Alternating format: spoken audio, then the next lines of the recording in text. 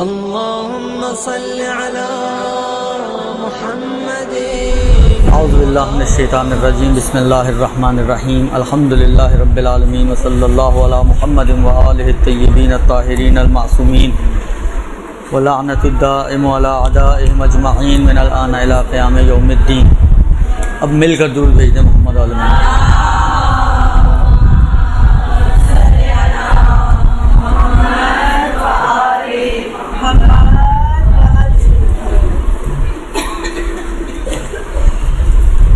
موضوع آپ لوگوں کو معلوم ہے، روزے کے احکام ہیں.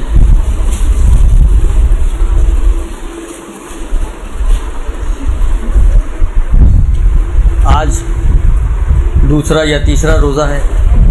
کچھ مسئلے تو ایسے ہیں کہ جو گزر چکے، لہذا ان کو تو بیان کرنے کی ضرورت نہیں ہے. یوم الشک کا مسئلہ 30 شعبان ہے یا پہلی رمضان ہے، روزہ رکھنا ہے یا نہیں رکھنا، کیا ہوگا، وہ تو گزر گیا اب تو، لہذا اس کی ضرورت نہیں ہے.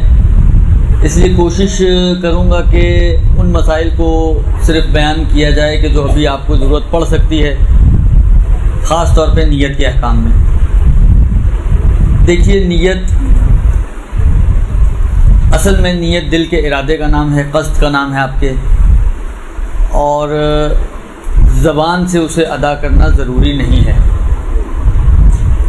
اگر آپ کے دل میں یہ قصد اور ارادہ ہے کہ آپ نے فلاں کام کرنا ہے، مثلا نماز پڑھنی ہے، مثلا وضو کرنا ہے، مثلا اور جو بھی عبادت ہے اس کو انجام دینے کا قصد اور ارادہ ہے آپ کے دل میں، تو یہ کافی ہے.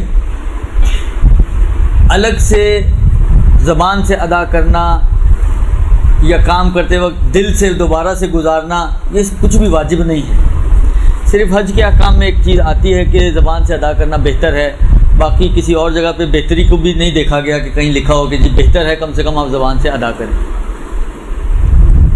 لہذا اگر آپ کے دل میں روزہ رکھنے کا قصد ہے تو آپ کی نیت ہے.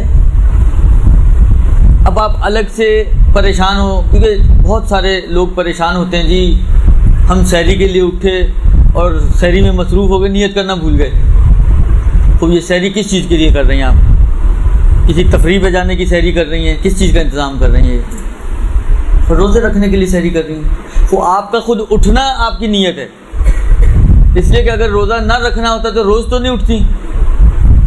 آج آپ جو اٹھ رہی ہیں تو اسی لیے اٹھ رہی ہیں کہ روزہ رکھنا ہے تاکہ سحری کر لو، ورنہ سارا دن گزارنا مشکل ہو جائے گا، پھر کلاس بھی ہو اور مشکل ہو جاتی ہے. لہٰذا کر لو سحری تاکہ کم سے کم آدھا دن تو اچھا گزر جائے. لہٰذا یہ آپ جو اٹھ رہی ہیں یہ خود آپ کی نیت ہے، آپ نے الگ سے نیت نہیں کی. اب لوگ پریشان ہوتے ہیں، فون پہ فون آتے ہیں، مولانا صاحب وہ سحری تو کر لی لیکن نیت کرنا بھول گئے. نیت ہی نہیں کی. خود نیت آپ کا یہ ارادہ ہے رات سے، بلکہ آپ نے قصد کیا ہوا کہ جی صبح اٹھ کے سحری کرنی ہے تاکہ روزہ رکھیں، تو رات سے آپ کی نیت ہے.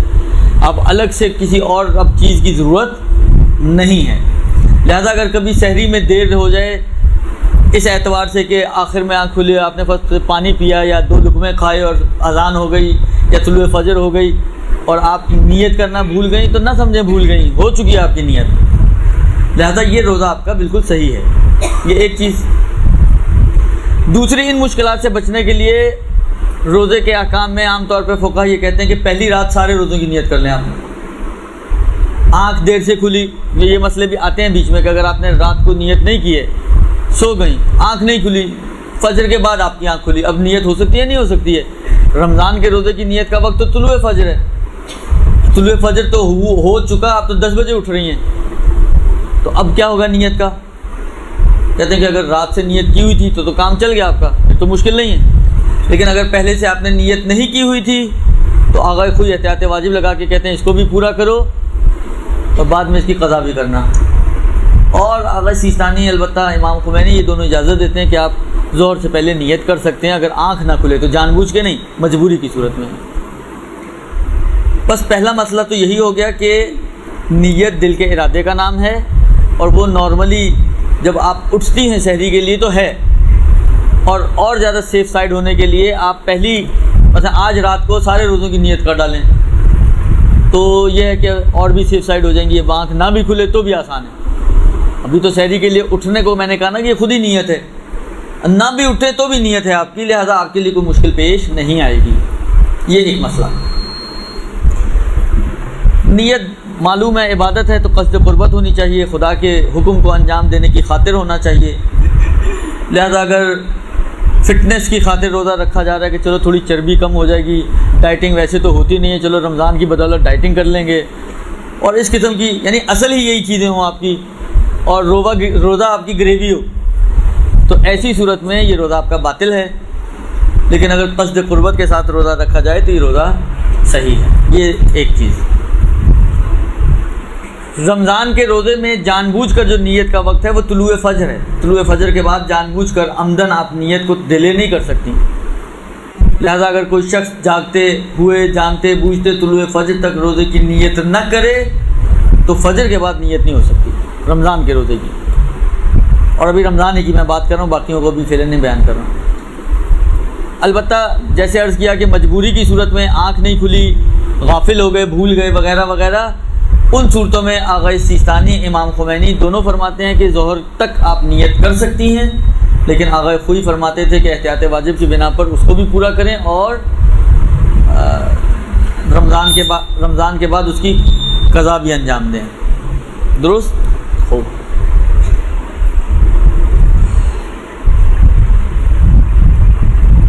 نیت مسلسل ہونی چاہیے، تسلسل ہونا چاہیے نیت میں۔ لہذا دن میں کسی بھی وقت اگر آپ نے اپنی نیت کے اندر شک و شبہ داخل کر دیا، مثلا دوپہر کے 3 بجے شدید گرمی، شدید پیاس لگ رہی ہے، حلق میں کانٹے چبھ رہے ہیں، اب آپ نے سوچا تھوڑا سا پانی پی لوں تو اچھا ہے، پھر آپ نے کہا نہیں چھوڑو یار، ایسے گناہ ہو جائے گا، معصیت ہو جائے گی، کفارہ آئے گا، ایک نہیں رکھا جا رہا تو 60 کون رکھے گا۔ پھر آپ نے واپس توبہ کر لی، استغفار پڑھ لی، مگر روزہ کیا آپ کا؟ یہ نیت میں تذبذب، نیت میں تزلزل، نیت کے اندر شک و شبہ، یہ آپ کے روزے کو باطل کر دے گا۔ لہذا وہ موارد جہاں پہ صرف قضا واجب ہے اس میں ایک مورد یہی ہے کہ اگر کسی نے نیت میں یا تو یہ قصد کیا ہو کہ روزہ توڑ لے، یا رکھوں یا نہ رکھوں تذبذب کی نیت کرے، تو اس صورت میں اس کا روزہ باطل ہو جائے گا، اسے اس روزے کو بھی پورا کرنا ہے رمضان میں، اور اس کی قضا بھی انجام دینی ہوگی۔ بس دوسری چیز یہ ہے کہ آپ کی نیت مسلسل اول صبح سے لے کر غروب آفتاب تک مسلسل برقرار رہنی چاہیے۔ یہ 2 چیزیں۔ اس کے بعد جو نیت میں ایک مسئلہ جو ابھی بھی یوم الشک کا پیش آ سکتا ہے آپ کو، وہ آخر میں ہے۔ اول تو گزر گیا اور ہوا بھی کافی اونچ نیچ ہوئی ہے اس دفعہ بھی پھر اول ہونے میں ہی، اور ابھی تک طے نہیں ہو سکا کہ اول ہوئی تھی یا نہیں ہوئی تھی۔ درست؟ لیکن جو بھی ہونا تھا وہ تو ہو چکا۔ اس میں بھی کافی لوگوں نے فون کیے، کافی کلاس ہی کی کسی خاتون نے کہ میں نے کہا تم لوگوں کو کتنی دفعہ آپ لوگوں کو سمجھایا کہ آپ کم سے کم مسئلے تو کسی عالم سے پوچھا کرو۔ مسئلے پوچھنے کے لیے بھی آپ کو XYZ نظر آتے ہیں جو نہ عالم ہیں، نہ کوئی درس پڑھے ہوئے ہیں، نہ کوئی فقہ جانتے ہیں۔ حتیٰ علماء میں بھی سب سے نہ پوچھیں، آپ ایسوں سے پوچھیں جو فقہ جانتے ہوں۔ عالم ہونے کا مطلب یہ نہیں کہ فقہ بھی جانتا ہو وہ۔ لہٰذا حتمی طور پر مسائل فقہ ایسے علماء سے لیں کہ جن پر آپ کو اطمینان ہے کہ یہ فقہ تو کم سے کم جانتے ہیں، اور شاید کچھ جانتے ہوں یا نہ جانتے ہوں، لیکن فقہ تو بتا سکتے ہیں۔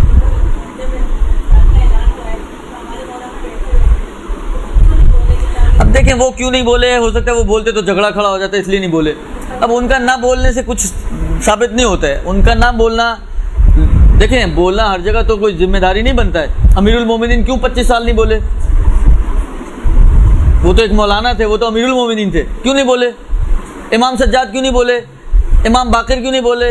امام صادق کیوں نہیں بولے؟ امام کاظم کیوں نہیں بولے؟ ایک بولے تو صرف ایک امام حسین بولے، ان کے علاوہ کون سا امام ہے جو بولا ہو؟ 8ویں امام ان خبیثوں کے پیچھے جا کے نمازیں پڑھتے ہیں، ان کو بعض اوقات امیر المومنین سے خطاب کرتے ہیں۔ مصلحتیں بھی تو ہوتی ہیں نا ساری۔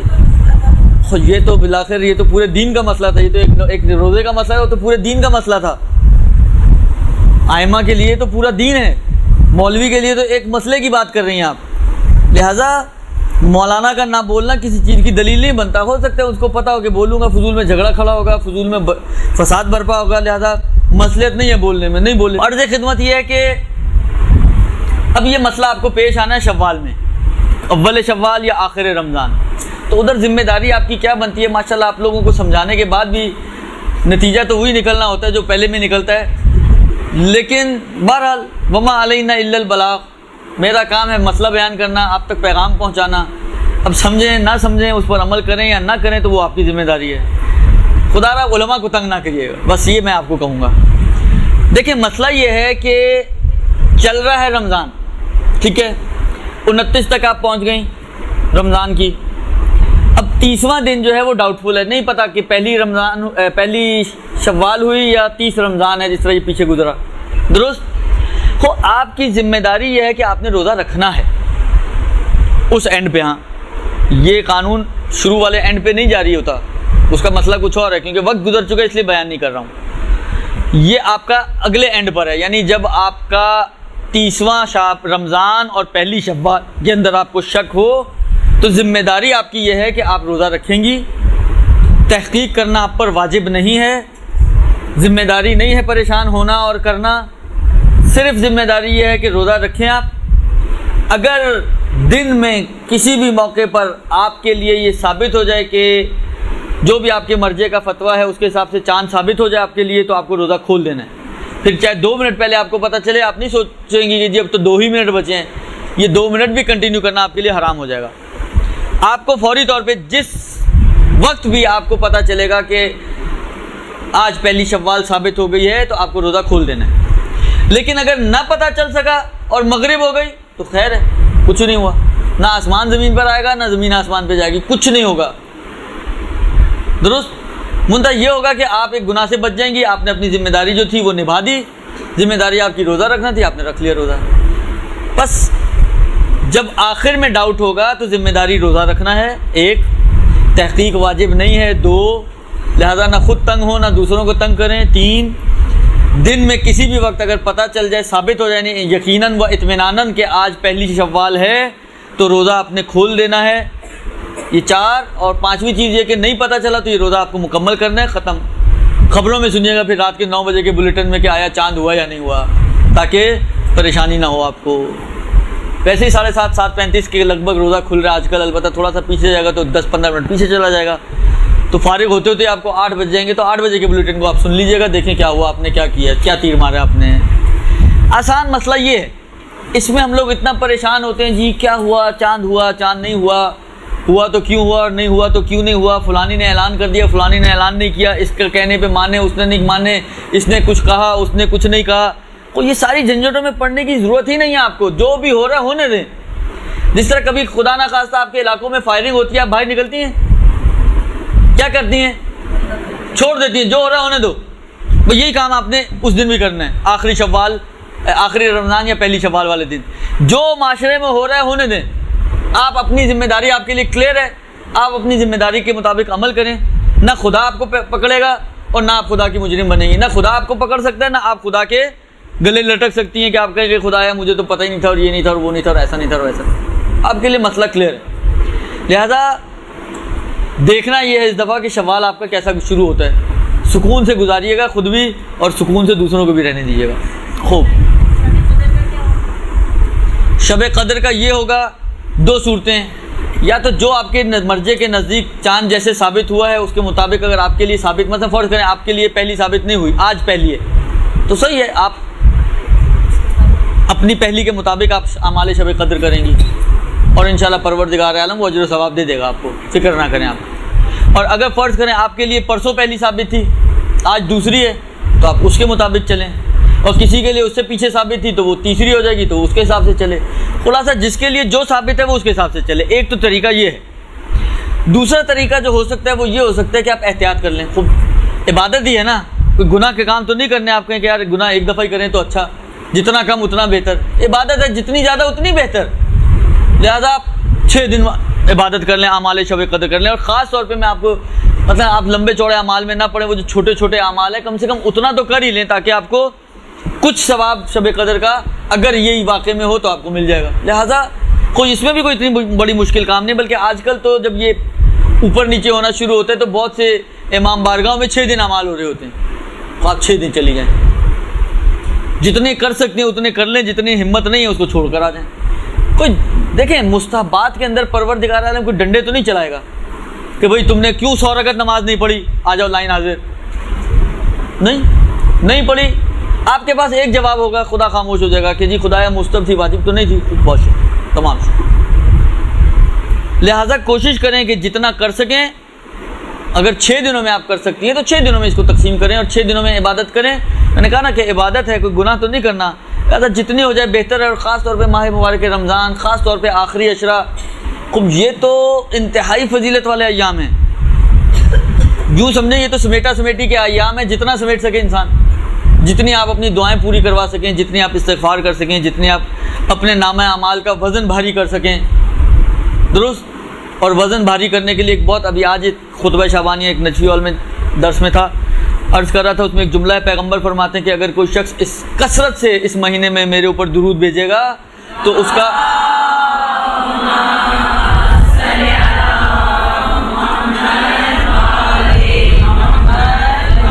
اس کے نامہ اعمال, اس کا میزان جو ہے وہ وزنی ہو جائے گا اس دن کے, جس دن باقیوں کے میزان جو ہے وہ خفیف ہوں گے اور ہلکے ہوں گے.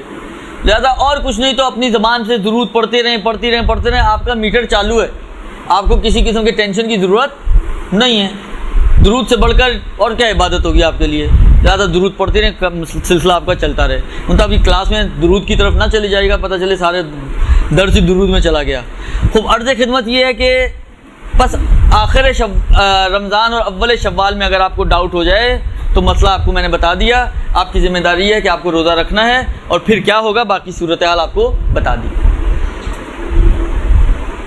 یہ تو چیدہ آپ سمجھیں کہ کچھ روزے کی نیت کے حوالے سے ہیں. دیکھوں کچھ اور تو نہیں نیت میں اہم چیز. اچھا,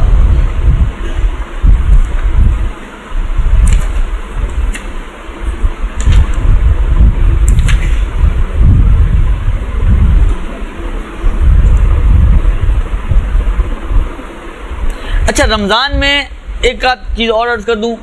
اب دیکھیں یہ وہی والی بات ہے, ڈاؤٹ ہے, پہلی ہے دوسری ہے, کیا ہے کیا نہیں ہے. اصل فرض کریں کہ آپ کے نزدیک آج دوسری ہے, تیسری, چوتھی, پانچویں, چھٹی, ساتویں آپ روزے رکھتی رہیں. ساتویں والے دن پتہ چلا کہ نہیں چاند ثابت ہو گیا تھا, آج 8واں روزہ ہے. اب آپ کی سارے روزوں میں نیتیں آپ کی گڑبڑ ہو گئیں. دوسری کو تیسری کا نیت کرنی چاہیے تھی, آپ نے دوسری کی نیت کی ہے. چوتھی والے دن چوتھی کی ہونی چاہیے تھی, تو آپ کی تیسری کی نیت تھی. ہر طرف یعنی آپ کی پورا جو ہے نا یہ سلسلہ آپ کا خراب ہو گیا. تو اب روزوں کا کیا ہوگا, یا روزے خراب ہو جائیں گے اس سے؟ کہتے ہیں نہیں, روزوں میں کوئی مشکل نہیں ہے, کیونکہ ماہ مبارک رمضان ایک ایسا سیزن ہے, ایک ایسا مہینہ ہے کہ جس میں کوئی اور روزہ ہو ہی نہیں سکتا. لہٰذا اہم چیز کاؤنٹنگ نہیں ہے, اہم چیز اس دن کا روزہ ہے. وہ آپ نے رکھ لیا, لہٰذا آپ کی ذمہ داری پوری ہو گئی, چاہے کاؤنٹنگ آپ کی اوپر نیچے ہو بھی جائے, کوئی فرق نہیں پڑتا. اسی بھی وجہ سے فرماتے ہیں کہ اگر رمضان میں آپ کہیں کہ جی میں مثلا فرض کریں کہ آپ نے کہا میں رمضان میں مثلا کچھ قضا روزے ہیں, پہلے میں وہ رکھ لوں, اس رمضان کے جو چھٹیں گے وہ میں اگلے سال قضا کر لوں گی. نہیں ہو سکتا, کیونکہ رمضان کے اندر کسی اور روزے کی گنجائش ہی نہیں ہے, ہو ہی نہیں سکتا. لہذا اگر آپ نے جان بوجھ کے کسی اور روزے کی نیت کر لی تو وہ روزہ بھی گیا, رمضان کی نیت نے کی وہ بھی گیا, اور اس کی پھر آپ کو قضا وغیرہ کرنی پڑے گی. لہذا یہاں پر کوئی اور روزہ ہو ہی نہیں سکتا, اس لیے کاؤنٹنگ کا اتنا اہم مسئلہ یہاں پر نہیں ہے. صرف آپ یہ نیت کریں کہ ماہ مبارک رمضان کا روزہ رکھتی ہوں, قربتاً الی اللہ کافی ہے. پہلی ہے, دوسری ہے, چوتھی ہے, 10ویں ہے, کوئی اس چیز کی ضرورت نہیں ہے. البتہ کر لیں تو کوئی حرج نہیں ہے, لیکن نہ بھی کریں تو کوئی مشکل نہیں ہے. اس کے بعد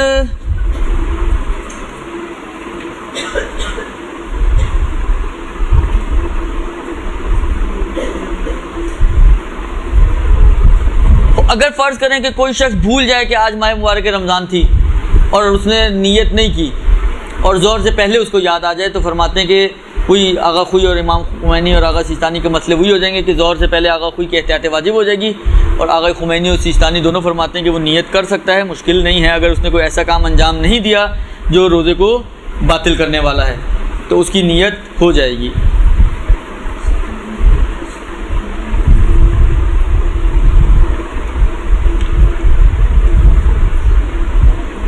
اس کے بعد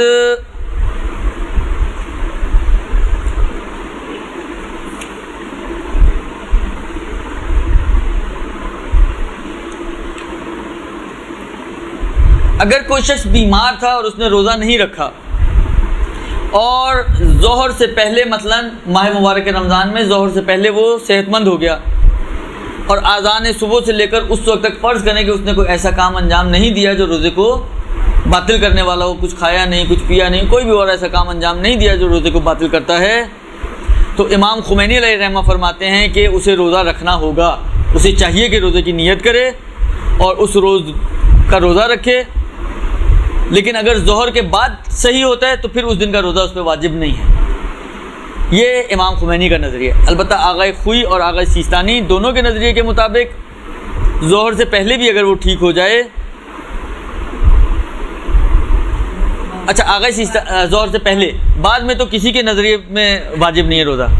اگر ظہر کے بعد صحت مند ہوتا ہے تو آغا خوئی ہوں، امام خمینی ہوں، آغا سیستانی ہوں، تینوں کے نظریے میں روزہ واجب نہیں ہے اس دن کا، اگر ظہر کے بعد صحت مند ہو رہا ہے۔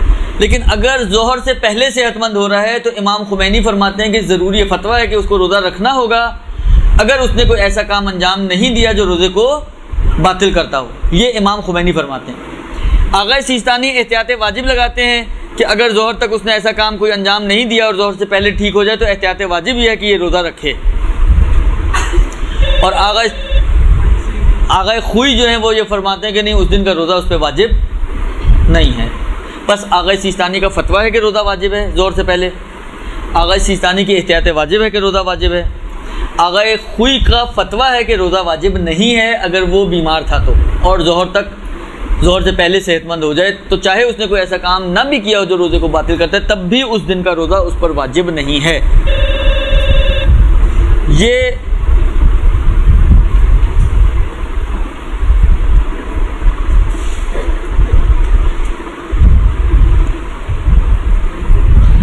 یہ تو ہو گیا جناب یہ مسئلہ۔ اس کے بعد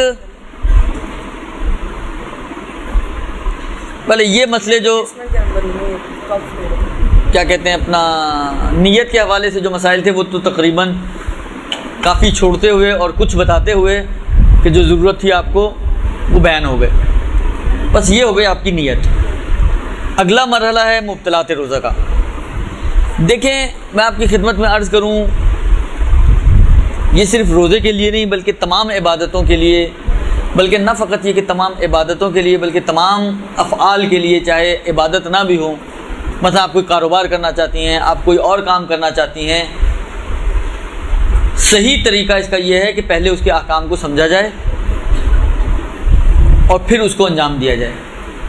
اور یہ اہمیت اتنی ہے اس کی کہ معاملات کے چیپٹر میں انشاءاللہ اگر آپ کے پاس ابھی توضیح ہو تو ابھی کھول کے دیکھ لیں، ورنہ گھر جا کے آپ کھول کے دیکھیں، جہاں سے عبادات کا چیپٹر ختم ہوتا ہے اور معاملات کا چیپٹر شروع ہوتا ہے، پہلے ہی صفحے پر ایک حدیث ظاہراً چھٹے امام علیہ الصلوۃ والسلام سے نقل ہوئی ہے،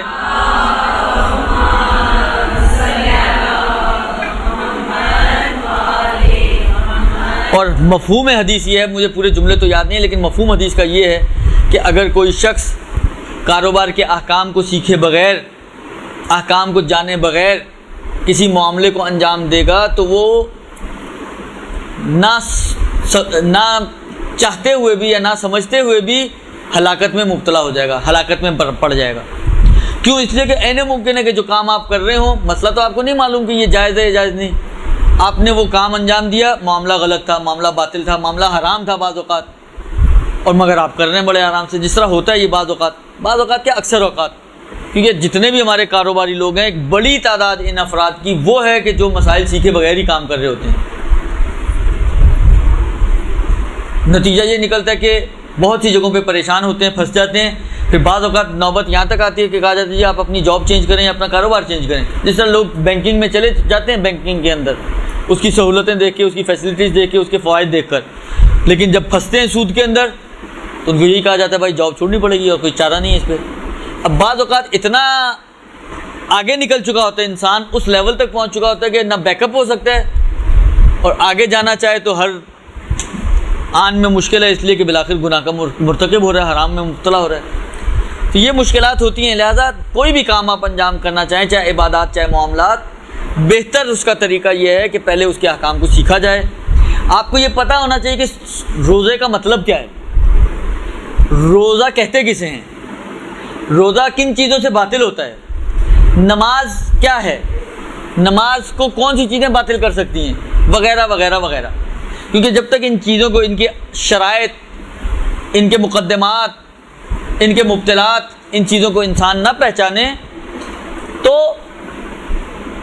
بہرحال نہ چاہتے ہوئے بھی وہ ایسے کاموں میں مبتلا ہو جاتا ہے کہ اس کا روزہ باطل ہو جاتا ہے. اور بعض اوقات ایک مسئلہ انشاءاللہ آئے گا آگے جا کے کہ اگر کوئی شخص جاہل مسئلہ ہوتے ہوئے نہیں جانتا تھا کہ کھانے سے روزہ باطل ہوتا ہے، اس نے کھا لیا اور پھر یہ سوچتے ہوئے، یا بھولے سے اس نے کھا لیا، سوری جاہل نہیں، بھولے سے اگر کسی نے کھا لیا اور پھر یہ سوچتے ہوئے کہ اب تو میں نے کھا لیا، روزہ تو باطل ہو گیا، پھر مزید اور کھا لے تو پہلے تو روزہ باطل نہیں ہوا تھا مگر اس دوسرے کھانے سے روزہ باطل ہو جائے گا.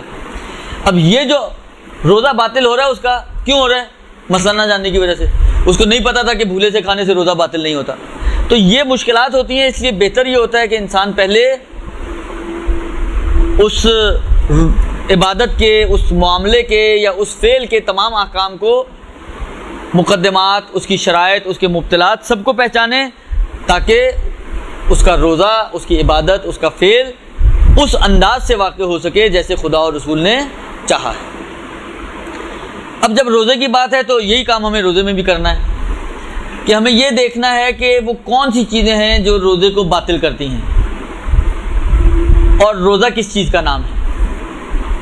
دیکھیں اب بات آئی ہے، اس سے میں 2-4 جملے یہاں پہ جسارت کروں گا آپ لوگوں کے سامنے کچھ کہنے کی، اور وہ یہ کہ قرآن نے بھی کہا کتب علیکم الصیام کما کتب علی الذین من قبلکم لعلکم تتقون. یہ آیت تو اتنی آپ نے سنی ہے کہ یاد ہو گئی ہوگی آپ لوگوں کو، درست؟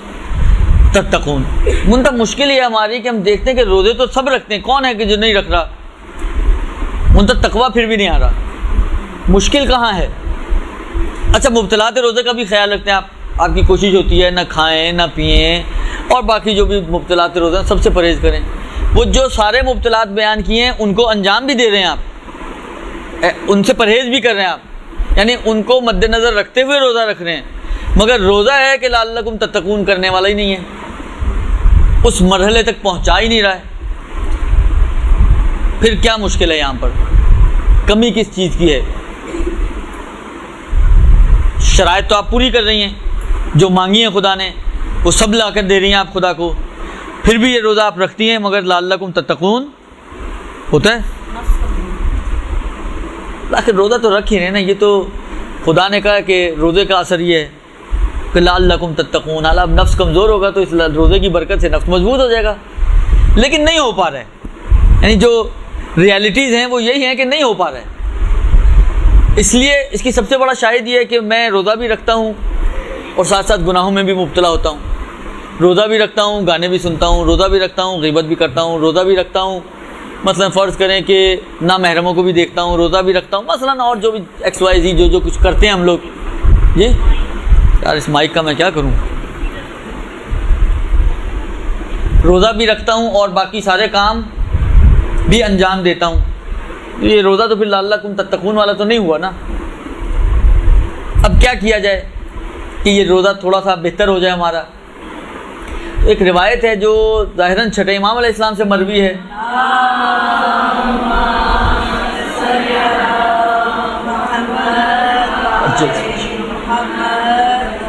وہ اصل میں درد دل ہے اس کا.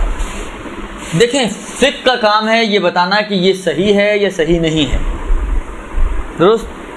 فقہ کا کام صحت اور بطلان سے ہے. وہ آ کے بتائے گی کہ آپ کی یہ نماز باطل، آپ کی یہ نماز صحیح، آپ کا یہ روزہ باطل، آپ کا یہ روزہ صحیح، درست؟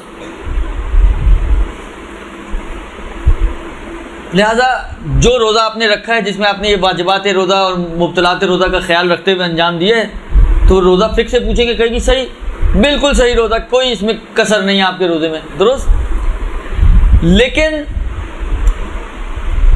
امام صادق علیہ السلام سے اگر آپ پوچھیں گے تو وہ کہیں گے کہ نہیں ابھی بھی اس میں کسر ہے. کیوں؟ اس لیے کہ امام کہتے ہیں کہ دیکھو روزے کا مطلب کیا ہے. روزہ یہ نہیں ہے کہ صرف بھوکے اور پیاسے رہ جاؤ، بلکہ مولا کی شاید روایت ہے کہ مولا فرماتے ہیں کہ کتنے ہی روزے دار ایسے ہیں کہ جنہیں بھوک اور پیاس کے علاوہ اور کچھ نہیں ملتا. ان کے ہتھے جو چیز چڑھتی ہے، جو چیز ان کی جیب میں آتی ہے وہ صرف بھوک اور پیاس، بس. باقی وہی لعلکم تتقون تو آئے ہی نہیں ان کے پاس. کیوں نہیں آیا؟ اس کا حل ہے امام صادق کی روایت میں. مولا کہتے ہیں کہ دیکھو اگر تم اب یہ مفہوم روایت ہے، بعین ہی الفاظ نہیں ہے لیکن مفہوم یہی ہے تقریباً. مولا کہتے ہیں کہ دیکھو تمہیں اگر روزہ رکھنا ہے تو تم ایسا روزہ رکھو کہ جہاں تم بھوک اور پیاس کو برداشت کرو، ساتھ ساتھ تمہاری آنکھوں کا بھی روزہ ہو، تمہاری زبان کا بھی روزہ ہو، تمہارے شکم کا بھی روزہ ہو، تمہاری شرمگاہ کا بھی روزہ ہو، تمہارے ہاتھ اور پیر کا بھی روزہ ہو، اور میں اگر اپنے الفاظ میں کہہ دوں اس روایت کو تو تمہارے تمام اعضاء و جواہر کا روزہ ہونا چاہیے. یہ وہ روزہ ہونا چاہیے اور یہی وہ روزہ ہے جو لعلکم تتقون والا ہے. اس لیے کہ اب آپ تھوڑا سا اس کو پلس مائنس کریں، آپ خود سے غور کریں اس کے اوپر. آنکھوں کا روزہ، اچھا روزے کا معنی کیا ہے؟ دیکھیں روزہ تو اردو میں ہم بولتے ہیں جی، عربی میں کہتے ہیں صوم. جب صوم کی تعریف کرتے ہیں فقہا تو کہتے ہیں الصوم هو الامساک. امساک یعنی روکنا اپنے آپ کو، اپنے اوپر کنٹرول کرنا، درست، اپنے آپ کو روکنا، بچانا، یہ ہے امساک. صوم ہو تو آنکھوں کا بھی صوم ہو یعنی آنکھوں کا بھی امساک ہو، صوم ہو تو زبان کا بھی صوم ہو یعنی زبان کا بھی امساک ہو، صوم ہو یعنی شکم کا بھی صوم ہو یعنی اس کا بھی امساک ہو، اور باقی اعضاء و جوارح کا بھی امساک ہو. امساک ہو یعنی کیا؟ ان سب کو آپ نے کنٹرول کرنا ہے. اب کس چیز سے بچانا ہے، کس چیز سے روکنا ہے؟ خطبہ شعبانیہ میں جب پیغمبر نے بیان کیا تو امیر المومنین علی ابن ابی طالب علیہ الصلوۃ والسلام کھڑے ہو گئے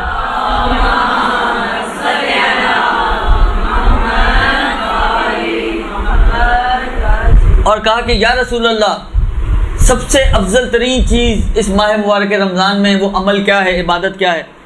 پیغمبر نے فرمایا الورع عن محارم اللہ، حرام کام سے اپنے آپ کو بچانا.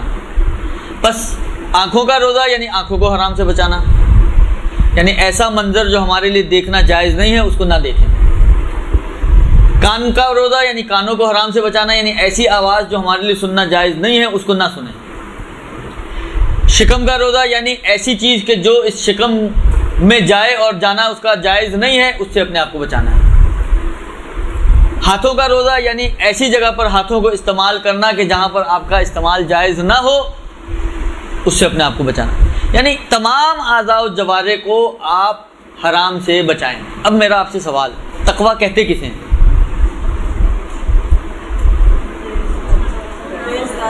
پرہیزگاری. پرہیز کرنا یعنی کیا؟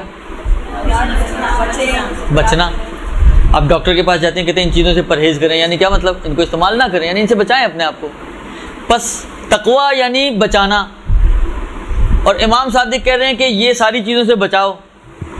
اگر آپ نے ایسا روزہ رکھا ہو کہ جس میں آپ کی آنکھ، آپ کے کان، آپ کی زبان، آپ کا پیٹ، آپ کی شرمگاہ، آپ کے ہاتھ، آپ کے پیر، آپ کا ذہن، آپ کا دل، آپ کا دماغ، ہر چیز کو آپ بچا رہی ہوں، تو یہ لعلکم تتقون بنا یا نہیں بنا؟ خود بخود لعلکم تتقون. یعنی ہو ہی، دیکھیں قرآن ہے، مذاق تو نہیں ہے. قرآن کہہ رہا ہے کہ روزہ تقویٰ لائے گا. امام صادق نے بتایا کہ یہ جو روزہ تقویٰ لائے گا یہ کون سا روزہ ہے. بس اس کا مطلب ہے کہ قرآن آپ سے وہ والا روزہ مانگ رہا ہے جو تقویٰ لانے والا ہے، اور وہ روزہ جو امام صادق بتا رہے ہیں ہمیں. یہ روزہ رکھیں گے تو ہو سکتا ہے کہ تقویٰ نہ آئے، ہو ہی نہیں سکتا. اگر ایسا روزہ رکھیں جیسے امام صادق نے فرمایا تو ہو سکتا ہے آپ کہیں کہ جی ممکن ہے پھر بھی متقی نہ بنے. اصلا امکان نہیں ہے اس بات کا، محال ہے کہ انسان پھر متقی نہ بنے اگر اس نے ایسا روزہ رکھا ہے جو امام صادق والا روزہ ہے. یہ روزہ خدا ہم سے مانگ رہا ہے، اور یہ وہ وجہ ہے کہ جس کی وجہ سے ہم تو ایسا روزہ رکھتے نہیں ہیں. یہ جو تقوی کا اثر ہے یہ اس روزے کا اثر ہے. سورج کا اثر ہے روشنی، سورج کا اثر ہے حرارت. میں سورج کی ایک تصویر رکھ دوں، اس سے روشنی اور حرارت آئے گی. آپ نے ایک پینٹنگ کرائی، بہت بڑا سا ایک سورج کی تصویر بنائی، شعائیں ہوائیں سب کچھ، اور اس کو ایک بند اندھیرے کمرے میں لٹکا دیا. کمرہ روشن ہوگا؟ کمرے میں تپش ہوگی؟ سورج تو ہے، یہ بھی ہوتا ہے. یہ سورج نہیں ہے، سورج کی تصویر ہے.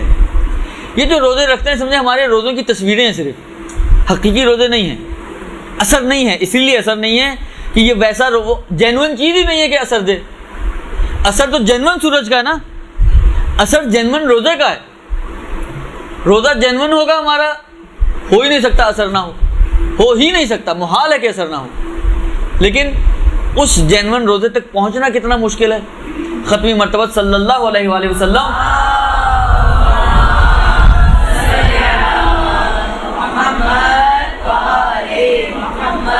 جابر ابن عبداللہ کو کہتے ہیں کہ اے جابر، مفہوم روایت، اے جابر یہ جو مہینہ ہے، یہ ماہ مبارک رمضان ہے، ایک عظیم مہینہ ہے.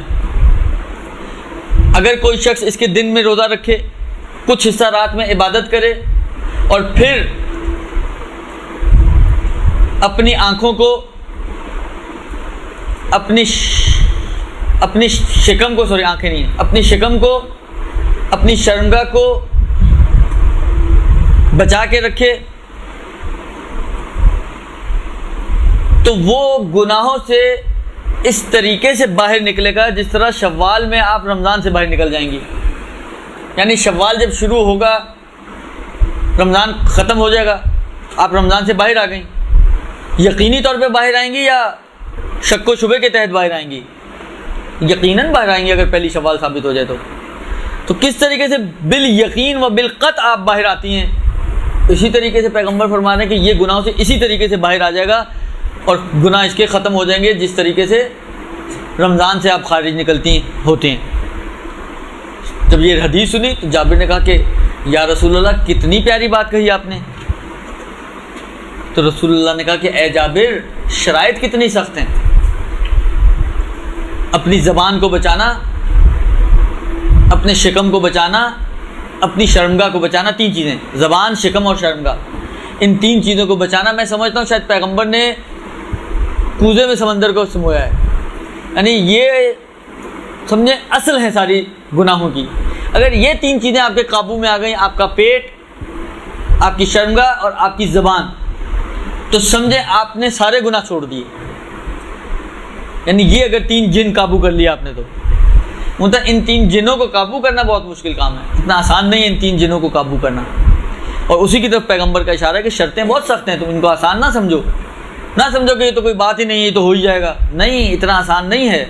یعنی بڑی بڑی شخصیتیں بڑی بڑی مدتیں پریکٹس کرتی ہیں تو کہیں جا کے شاید ان 3 جنوں کو رام کر پاتی ہیں، ورنہ اتنا آسان نہیں ہے. خلاصہ کلام یہ کہ ہمیں ایسا روزہ رکھنا ہے، خدا سے توفیق مانگنی کہ خدا ہمیں ایسے روزے کی توفیق عطا کرے کہ جس کے بعد ہم لعلکم تتقون کی منزل تک پہنچ سکیں. ورنہ بقول امیر المومنین کے بھوک اور پیاس کے علاوہ ہمیں اور کچھ حاصل ہونے والا نہیں ہے. تو ایسے روزے کے لیے جو اس کی معنوی شرائط ہیں وہ تو عرض کر دیں آپ کو. اس کی جو مادی اور یعنی ظاہری جو شرائط ہیں، مادی تو نہیں، ظاہری جو شرائط ہیں وہ وہی مبتلات روزہ ہیں کہ جس کو فقہاء نے بیان کیا ہے کہ بالآخر روزہ پہلے صحیح ہوگا تو اثر کی طرف جائے گا نا. باطل روزے میں تو آپ 1000 سال آپ سوچتی رہیں وہ کبھی اثر دے ہی نہیں سکتا، اور روزہ ہی باطل ہے. تو پہلا مرحلہ اس کو صحیح کرنے کا ہے، پھر دوسرا مرحلہ یہ ہے کہ اس کو بہتر کرنے کا ہے. تو صحیح کرنے کے لیے یہ چند چیزیں ہیں کہ جن کو مبتلات روزہ کہا جاتا ہے کہ ان سے اپنے آپ کو انسان کے لیے ضروری ہے کہ بچا کے رکھے. اور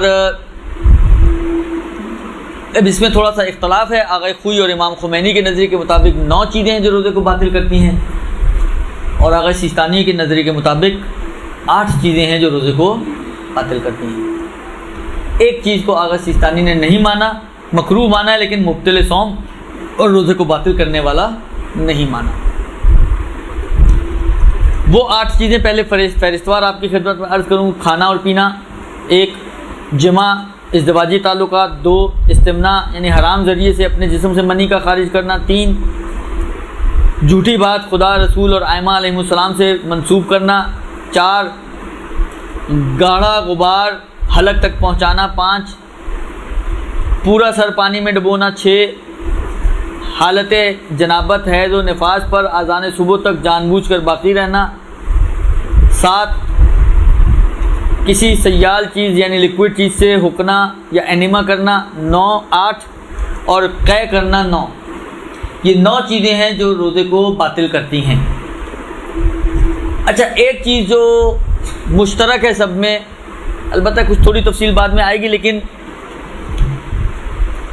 پہلا سٹیپ جو ان کے مبتل ہونے کی طرف ہے وہ یہ ہے کہ یہ ساری چیزیں اس وقت روزے کو باطل کرتی ہیں جب ان کو جان بوجھ کر انجام دیا جائے.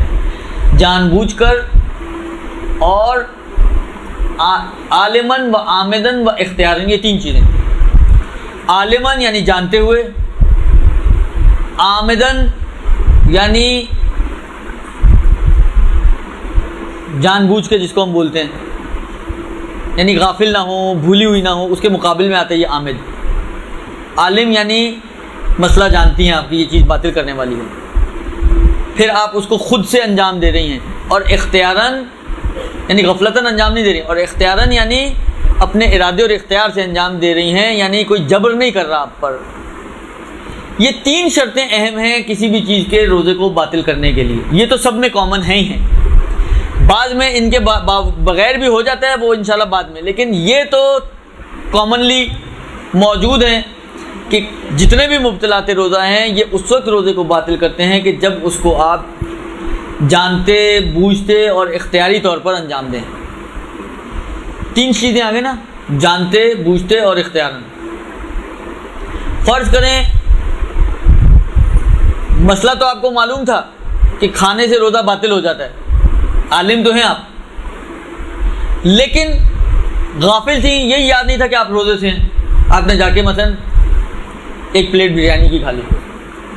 بندہ کھلائے تو کم سے کم اتنا تو کھلائے کہ پیٹ بھرے، دو لقموں سے کیا ہوگا، درست. خوب آپ نے ایک پلیٹ بریانی کی کھا لی. اللہ ممکن ہے کسی کو پسند نہ ہو بریانی، تو وہ جو پسند ہے وہ کھا لے، مجھے کوئی اعتراض نہیں ہے اس پر، لیکن خلاصہ کچھ کھا لیا آپ نے. لیکن یہ تو پتہ تھا کہ آپ، اگر یہ یاد رہتا آپ کو کہ آپ روزے سے، آپ کبھی نہ کھاتی، اس لیے کہ آپ کو معلوم تھا کہ روزہ باطل ہو جاتا ہے. لیکن آپ بھولی ہوئی تھی کہ آپ روزے سے، آپ نے بھولے سے کھا لیا، روزہ باطل نہیں ہوگا. یا مثلا فرض کریں کہ اچھا، اب یہ جو اختیاراً ہے اس کو بھی میں تھوڑی سی وضاحت آپ کی خدمت میں عرض کروں. یہ دو طرح کا اختیار ہے. ہماری اردو زبان میں مشکل یہ ہے کہ تھوڑی سی کی ناقص زبان ہے، اس لیے الفاظ کی قلت ہے، تو بعض اوقات دو الگ الگ چیزیں ہوتی ہیں لیکن لفظ اس کے لیے ایک ہی یوز ہو رہا ہوتا ہے. اب میں آپ کے سامنے مثال پیش کرتا ہوں، آپ ان مثالوں پہ غور کر کے دیکھیں کوئی فرق ہے یا فرق نہیں ہے. مثلا فرض کریں کہ پہلی مثال، آپ کے سامنے کوئی کھانا پڑا ہوا ہو جو بھی آپ کی پسند کا ہو، کوئی شخص آیا، اس نے آپ کی کنپٹی پہ پسٹل رکھی اور کہا کہ کھاؤ اسے. اب ایسی بھی نعمتیں بعض لوگوں کو نصیب ہوتی ہیں، ہمیں کہاں نصیب ہوتی ہیں. ہماری نعمتیں جو نصیب ہوتی ہیں پسٹل رکھ کے موبائل چھین کے لے جاتے ہیں. کھانا کھلانے والی تو نہیں ہوتی، وہ آج تک نہیں ہوئی. خوب کسی نے آپ کی پسٹل رکھی، کہا کھاؤ کھانا، نہیں کھاؤ گے تو مار دوں گا. اب مجبور ہو گئے یا نہیں ہو گئے آپ کھانے پر؟ اور جان بچانا تو واجب ہے نا بالآخر. اتنی فکر تو ہمیں یاد ہی ہے، یہ مسئلہ تو یاد ہی ہوتا ہے کم سے کم، تو جان تو بچانی ہے، لہذا کھانا ہے، مجبوری ہے، اب کوئی چارہ نہیں ہے آپ کے پاس. اور پسٹل اس کی جینون ہے، اس میں گولیاں بھی ہیں، اور نہیں کھائیں گی تو وہ مار بھی دے گا. تو کیا کریں گی آپ؟ کھا لیں گی، لہذا آپ خود کھائیں گی. یہ ایک، بس آپ نے مجبور ہو کر کھایا. دوسری مثال، کسی نے پسٹل نہیں رکھی، کسی نے آپ کے ہاتھ پیر باندھے اور آپ کے منہ میں انڈیل دیا کھانا، درست، اور منہ پہ ٹیپ لگا دی تاکہ آپ باہر بھی نہ پھینک سکیں واپس. اب کیا ہوگا؟ اب بھی کھائیں گی یا نہیں کھائیں گی؟ اب بھی کھائیں گی، ابھی بھی مجبوری میں کھا رہی ہیں. پہلے بھی آپ نے مجبوری میں کھایا ہے، ابھی بھی آپ نے مجبوری میں کھایا ہے. مگر دونوں مجبوری میں فرق ہے یا نہیں ہے؟ فرق ہے. کیا فرق ہے؟ ایک تو اس نے مطلب زبردستی اس طرح جان کے خطرے سے ہم لوگ مجبور ہو گئے، اور دوسرے کے یہ منہ پہ ہی ٹیپ لگا دیے.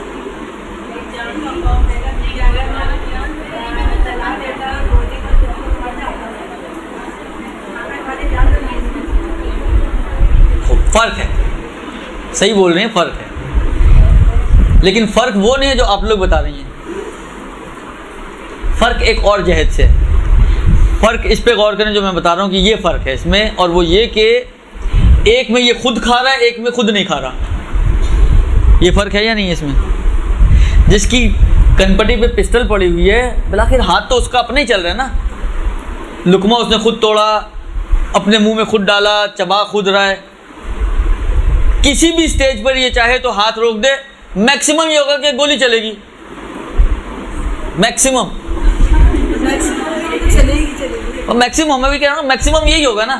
لیکن بالآخر ایسا نہیں ہے کہ اس کا کسی نے اختیار ختم کر دیا ہے. اختیار ختم نہیں ہوا، کرنا چاہے، جس طرح آپ کے سامنے آپ خبروں میں بھی سنتی ہیں، اخباروں میں بھی پڑھتی ہیں، موبائل چھیننے آیا، اس نے آگے سے مزاحمت کی، اس نے گولی مار دی، تو کرنے کو کر سکتا نا. ایک دوسرے کے پاس آیا، ابھی وہ آ ہی رہا تھا، اس نے ساری چیزیں نکال کے خود ہی اس کو دے دی. ایسے بھی لوگ ہوتے ہیں اتنے. تو بالآخر اختیار اس کا ختم نہیں ہوتا ہے. اس پر ٹیپ میں اختیار ختم. ہاں، ٹیپ والے میں اس کا اختیار ہی نہیں ہے. یہ ہے اصل فرق. ایک میں کھا خود رہا ہے، ولو مجبور کر کے کھلایا جا رہا ہے، لیکن کھانے والا وہ خود ہی ہے. یعنی اس کھانے کی نسبت اسی کی طرف دی جائے گی کہ اس نے خود کھایا ہے. دوسری صورت میں خود نہیں کھایا، اس کو ٹھوسا گیا ہے، خود نہیں کھایا اس نے. درست.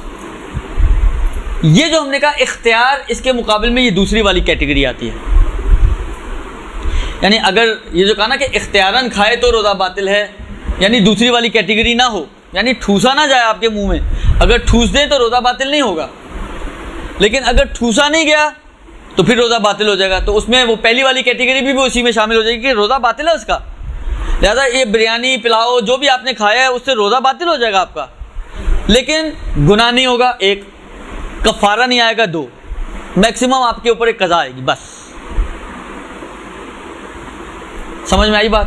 بس یہ جو کہا کہ جانتے عالماً عامداً و اختیاراً، اختیاراً یعنی بے اختیاری سے مراد پہلے والی بے اختیاری نہیں ہے، وہ عامداً میں ہی شامل ہے. بے اختیاری سے مراد دوسری والی بے اختیاری ہے کہ جس میں آپ کے ہاتھ پیر باندھ کر آپ کے منہ میں ٹھوس دیا جائے کہ اور آپ مجبور ہو جائیں کہ اب آپ کے پاس کوئی آپشن ہی نہیں ہے کہ اس کو باہر نکالیں. درست. اس صورت میں اگر کوئی ٹھوستا ہے کسی کے منہ میں تو اس کا روزہ باطل نہیں ہوگا اس ٹھوسنے سے، لہذا اس کا روزہ اپنی جگہ پہ صحیح ہے. لیکن پہلی والی صورت میں جہاں پر اس کو مجبور ضرور کیا جا رہا ہے لیکن کر وہ کام خود ہی رہا ہے، تو اس صورت میں اس کا روزہ باطل ہو جائے گا، لیکن گنہگار نہیں ہوگا، کفارہ واجب نہیں ہوگا، صرف اس کو قضا کرنی ہوگی. بس یہ تین شرطیں اہم ہیں، جانتے بوجھتے اور اختیاری طور پہ. اب آئیں ہم ایک ایک کی طرف چلتے ہیں. کھانا اور پینا، اگر ان تین شرطوں کے ساتھ عالماً و عامداً و اختیاراً، جانتے بوجھتے اور اختیاری طور پر اگر کوئی شخص کسی بھی چیز کو کھائے یا پیے، چاہے وہ مقدار میں کم ہو چاہے وہ مقدار میں زیادہ ہو، چاہے وہ نارمل حالات میں کھائی پی جانے والی چیزوں میں شمار ہوتی ہو، چاہے نارملی وہ کھائی پی جانے والی چیزیں شمار نہ ہوتی ہو، ہر حالت میں اگر کوئی چیز آپ نے کھائی یا پی تو آپ کا روزہ باطل ہو جائے گا. کھانے پینے کا معیار حلق سے نیچے اتارنا ہے. آپ نے ایک فرض کریں کوئی چیز منہ میں رکھی اور نکال کے پھینک دی واپس، روزہ باطل نہیں ہوگا. لہذا اسی سے وہ مسئلے نکلتے ہیں جو آخر کی طرف دیے ہوئے انہوں نے اس ٹاپک کے، کہ مثلا فرض کریں آپ نے دعوت رکھی ہے، افطار رکھا ہے، کھانا بنا رہی ہے، اب نمک مرچ تو چکھنا ہے، اب روزے سے بھی ہیں اتفاق سے آپ، تو اب کیا کریں؟ اس کا طریقہ یہی ہے کہ آپ مثلا فرض کریں سالن کو تھوڑا سا لگا کے چکھیں اور تھوک دیں واپس، پتہ چل جائے گا آپ کو نمک مرچ صحیح ہے یا صحیح نہیں ہے. ہاں البتہ یہ مت کیجیے گا کہ اب زبان تک آ ہی گیا ہے تو چلو اندر ہی لے جائیں. اگر اندر لے گئی روزہ باطل ہو جائے گا، قضا کے ساتھ ساتھ کفارہ بھی واجب ہو جائے گا. یہ صرف زبان کی حد تک رہے اور زبان سے ہی باہر واپس چلا جائے تو کی بات ہو رہی ہے. کل کو پتہ چلے پورے شہر میں مشہور ہوا ہے جناب آغا عامر صاحب نے کہا کہ جی پکاتے وقت چکھنے سے روزہ باطل نہیں ہوتا. منتہا میں جو کہہ رہا ہوں اس کو اسی طریقے سے رکھیے گا. خدا کا نواسطہ ہے آپ لوگوں کو ڈر بہت لگتا ہے آپ لوگوں سے مجھے، لیکن جتنا کہہ رہا ہوں بس اتنا ہی رکھیے گا تو پھر ٹھیک ہے. اور اگر اتنا نہیں رکھ سکتی تو پھر میرے نام سے اس کو آگے مت فارورڈ کیجیے گا. مسئلے کو اپنے پاس سے بے شک فارورڈ کر دیں لیکن میرے نام سے فارورڈ مت کیجیے گا. بس زبان کی حد تک چکھنے میں کوئی حرج نہیں ہے. اسی وجہ سے فقہا کہتے ہیں کہ مثلا اگر آپ نے لوگ سوال کرتے ہیں برش کرتے ہیں تو کیا حرج ہے؟ کوئی حرج نہیں ہے. اگر وہ پیسٹ وغیرہ آپ کے حلق سے نیچے نہیں جاتی، منہ میں ٹیسٹ رہ جاتا ہے، منہ میں خوشبو آ جاتی ہے منٹ وغیرہ کی، کوئی مشکل نہیں ہے اس میں. منہ کی فضا کی حد تک رہے تو کوئی مشکل نہیں ہے. ہاں اگر آپ نے پیسٹ وغیرہ نگل لی تو روزہ باطل ہو جائے گا. یا بچے کو بعض اوقات ہوتا ہے چھوٹا بچہ، اس کو چبا کے مائیں کھلاتی ہیں تو چبائے اور تھوک دے، یا اس کو کھلا دے اور کچھ ذرات باقی نہ رہیں اور ہیں تو تھوک دے تو اس کا روزہ اپنی جگہ پہ، یعنی جب تک حلق سے نیچے نہیں جائے گا مشکل پیش نہیں آئے گی. یہ یاد رکھیں. जालिम शौहर को जालिम शौहर को नमक चख सकते जालिम शौहर का खाने से क्या ताल्लुक? नहीं, आप जालिम ना भी हो, आदिल शौहर भी हो, तब भी आप चख सकती हैं। ये जो मसला मैंने बताया है, इसमें शौहर के जालिम होने या ना होने का कोई सरोकार नहीं है और कोई रब्त नहीं है। आदिल अगर शौहर है तब भी आप अगर नमक चखना चाहें तो चख सकती हैं। बस अगर कोई शख्स जानबूझ के, मतलब फ़र्ज़ करें मट्टी नहीं खाई जाती आमतौर पे, आपने मट्टी निगल ली, रोज़ा बातिल हो जाएगा। बहुत कम मिकदार में खाई, रोज़ा बातिल हो जाएगा। मिकदार और चीज़ फिर फ़र्क नहीं पड़ती, कम हो या ज़्यादा, नॉर्मली खाई जाने वाली चीज़ हो या ना, अगर आपने हलक से नीचे उन 3 शर्तों के साथ उतार ली तो रोज़ा आपका गया। इसके बाद फरमाते हैं कि अच्छा, जितने भी मसले दिए हुए हैं अगर आप खुद जाके देखिएगा, वो सारे इसी के, जो मैंने आपको मसला बयान किया है, ये सब इसके अंदर छुपे हुए हैं। इन्होंने उन छुपों को डिकोड किया है, समझें। और सारे मसले वही हैं जो आप देखेंगे तो उसकी तत्वीकात हैं, और इससे ज़्यादा इसमें कोई ख़ास चीज़ बयान नहीं हुई है। अब जो खाने पीने के हवाले से जो अहम मसला आता है वो ये आता है कि सहरी के वक्त, सहरी चल रही थी, आज़ान हो गई। अच्छा, ये मसला तो मुश्किल पता क्या हो रही है मुझे, मुश्किल ये हो रही है कि कुछ चेहरे ऐसे हैं कि जो शायद ये मेरे मुंह से ये मसले सारे सुन चुके हैं, कुछ ने नहीं सुने होंगे यकीनन। अब वो जो खिचड़ी होती है क्लास में, तो मुश्किल बड़ी हो जाती है कि बंदा तफसील में जाता है तो वो लोग कहेंगे यार ये तो वही सारी पुरानी बातें, सारी बातें, मसले तो नहीं मैं कहीं से ला नहीं सकता, जो तौज़ी में दिए हैं वही बताने हैं मुझे। तो इसलिए बहरहाल अब मेरी तो मजबूरी है कि मुझे इधर बिठाया गया, तो मैं मजबूर हूँ, इसलिए जिनके लिए तकरार है उनसे माजरत। देखें, मतलब फ़र्ज़ करें कि मैं पहले यहाँ, मैंने कहा ना, जिन्होंने सुने हुए उनको तो मालूम है कि पहले मसला बयान हुआ है कि वक्त का मयार क्या है। आया आज़ान मयार है, हम देखें आज़ान हो गई तो बस काफ़ी हो गया। ये कैलेंडर मयार हैं जो घूम रहे हैं, मैसेजेस में अभी अब तो कैलेंडर आ रहे हैं, मैसेजेस मयार हैं। क्या मयार है, किसको क्राइटेरिया बनाएंगी? आपकी खिदमत में अर्ज़ करूँ, मैं अभी नमाज के टाइम की बात नहीं कर रहा हूँ, मैं सिर्फ रोज़े के हिसाब से बात कर रहा हूँ। और रोज़े में भी सिर्फ आपको 2 जगह पर ज़रूरत पड़ती है, एक गुरूब में और एक तुलू में। लिहाजा मैं सिर्फ उसी की हद तक अभी बात कर रहा हूँ, बाकी सारी मसले जो औकात के हवाले से हैं वो सब छोड़ रहा हूँ। देखें, असल क्राइटेरिया जो आपके पास शरीयत ने दिया है वो ये है कि रोज़ा स्टार्ट करना है आपको तुलूए फजर पे और ख़त्म करना है आपको गुरूब आफ्ताब पर। ना कोई घड़ी, ना कोई टाइम, ना कोई कैलेंडर, ना मयार हुसैनी कैलेंडर है, ना मयार कोई जंतरी है, ना मयार कोई मैसेज है, ना मयार पीटीवी और ख़बरों पे आने वाली टाइमिंग्स हैं, ना मयार अखबारों में छपने वाली टाइमिंग्स हैं, ना मयार ये जो मुख्तलिफ कार्ड छप, कोई चीज़ मयार नहीं है। असल मयार तुलूए फजर और गुरूब आफ्ताब है। दुरुस्त? आम तौर पर ये लोग कहते हैं जी अज़ान फजर या अज़ान मगरिब, तो ये सिर्फ समझाने के लिए, वाइला अज़ान असल मयार नहीं है। इसकी वजह यह है कि फ़र्ज़ करें किसी ने अज़ान लेट होगी तो उस दिन क्या रोज़ा लेट खुलेगा या बंद होगा? मतलब फ़र्ज़ करें जो मुअज़्ज़िन था, कमज़ोर सा आदमी था बेचारा, गुरूब के वक्त बेहोश हो गया। अच्छा, हमारे मोमिनीन भी फ़र्ज़ करें कोई छोटी सी मस्जिद थी, कोई ऐसी रौनक वाली मस्जिद नहीं थी कि कोई आए और पता चल जाए, किसी को पता ही नहीं चला। अब मोहल्ले वाले इंतज़ार कर रहे हैं, अभी अज़ान होगी तो रोज़ा खजूरें हाथ में लेके बैठे हुए हैं, अज़ान का इंतज़ार कर रहे हैं। अज़ान है कि होने का नाम ही नहीं दे रही। आज बेचारी हो कैसे, मुअज़्ज़िन बेचारा बेहोश पड़ा हुआ है। फ़र्ज़ करें 8 बजे उसको होश आया और उसने 8 बजे का चलो अज़ान तो दे दो, अज़ान दे दी, तो आपका इसका मतलब है रोज़ा 7:30 बजे 8 बजे खुलेगा आज, ऐसा है। इसी तरह फजर में फ़र्ज़ करें उसकी आँख ही नहीं खुली और आप भी चाय पे चाय पी जा रही हैं और खाई जा रही हैं और सब चल रहा है, घड़ी देख रही हैं आप 5:30, पौने 6, 6, 7, अभी तक अज़ान नहीं हुई, खाई जा रही हैं साथ साथ। इसलिए कि अज़ान क्राइटेरिया नहीं है, उसमें मुश्किलात हैं।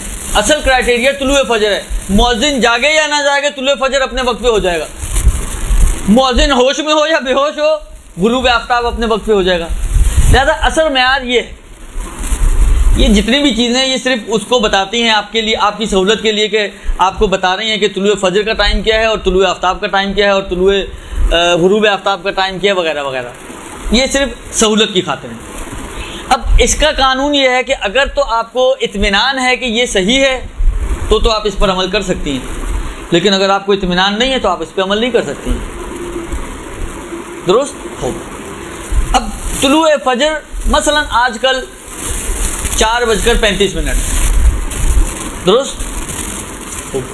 4:35 طلوع فجر کا ٹائم ہے. اگر آپ فرض کریں ابھی ہم اسی پہ بات کریں کہ اطمینان ہے کہ یہی 4:35 جو کیلنڈر میں دیا ہوا یہ طلوع آفتاب ہے، طلوع فجر ہے، طلوع آفتاب نہیں طلوع فجر ہے.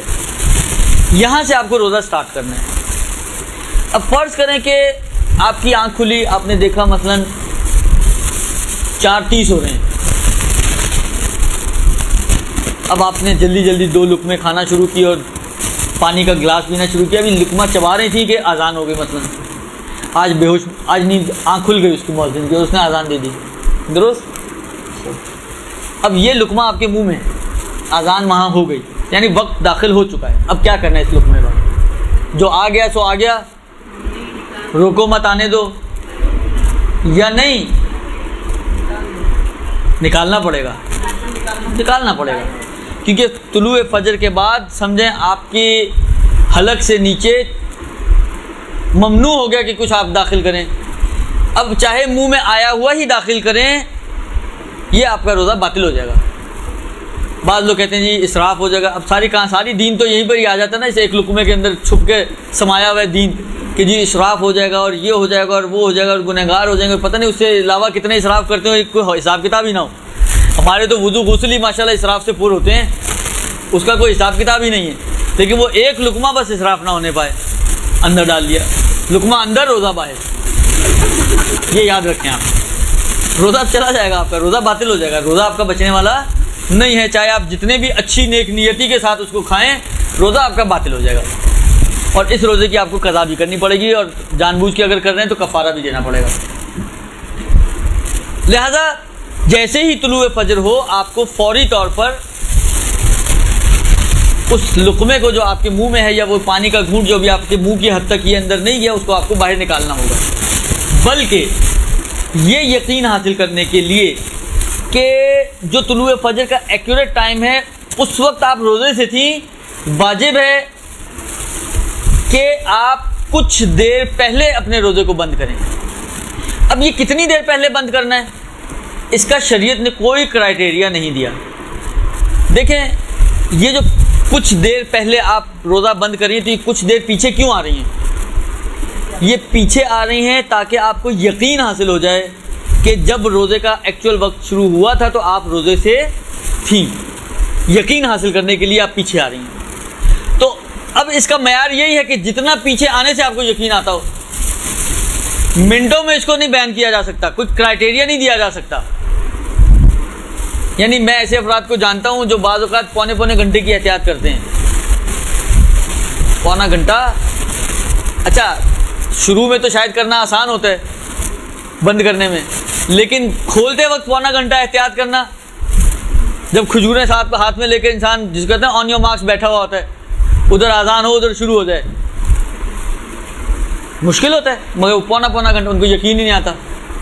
تو اصل کرائٹیریا یہ ہے کہ اتنا آپ نے پیچھے اور اتنا آپ نے آگے بھی جانا ہے. یہی بات غروب کی طرف بھی ہے، آگے اور پیچھے اتنا ہونا ہے کہ جس سے آپ کو یقین حاصل ہو جائے کہ آپ نے ذمہ داری پوری کر لی ہے. آپ کو جلدی یقین ہوتا ہے، آپ کو 1 ہی منٹ میں یقین ہوتا ہے تو 1 ہی منٹ کافی ہے آپ کے لیے. پھر وہ جو کیلنڈروں میں جو 10 منٹ کی احتیاط ہے وہ ضروری نہیں ہے آپ کے لیے. لیکن آپ کو 10 منٹ سے پہلے یقین ہی نہیں ہوتا تو پھر 10 منٹ کرنی پڑے گی، 5 منٹ تو 5 منٹ، 2 منٹ تو 2 منٹ، آدھا گھنٹہ تو ممکن ہے آدھا گھنٹہ. خلاصہ اصل معیار یہ ہے کہ جس سے آپ کو یقین حاصل ہو جائے کہ آپ نے اپنی ذمہ داری کو پورا کر لیا ہے. اگر نارمل انسان ہے، آپ کوئی وسواسی اور شکی اور بہت زیادہ اس کیٹیگری کی نہیں ہے، تو میرے خیال میں 1 سے 2 منٹ کی احتیاط شاید کافی ہو. لیکن پھر بول رہا ہوں یہ میرا اپنا ذاتی رائے اور ذاتی خیال ہے، میرا اپنا اجتہاد ہے. درست، یہ کوئی آغا سیستانی اور آغا خامنائی اور آغا خوئی اور آغا خمینی کا اجتہاد نہیں ہے. یہ میری ذاتی رائے ہے کہ اتنا اگر ہو جائے تو اطمینان انسان کو حاصل ہو جاتا ہے. لیکن اگر کسی کو نہیں ہوتا تو اس کو تھوڑا بڑھانا پڑے گا، 2 منٹ 4 منٹ 5 منٹ، جہاں تک بھی خلاصہ وہ چلا جائے۔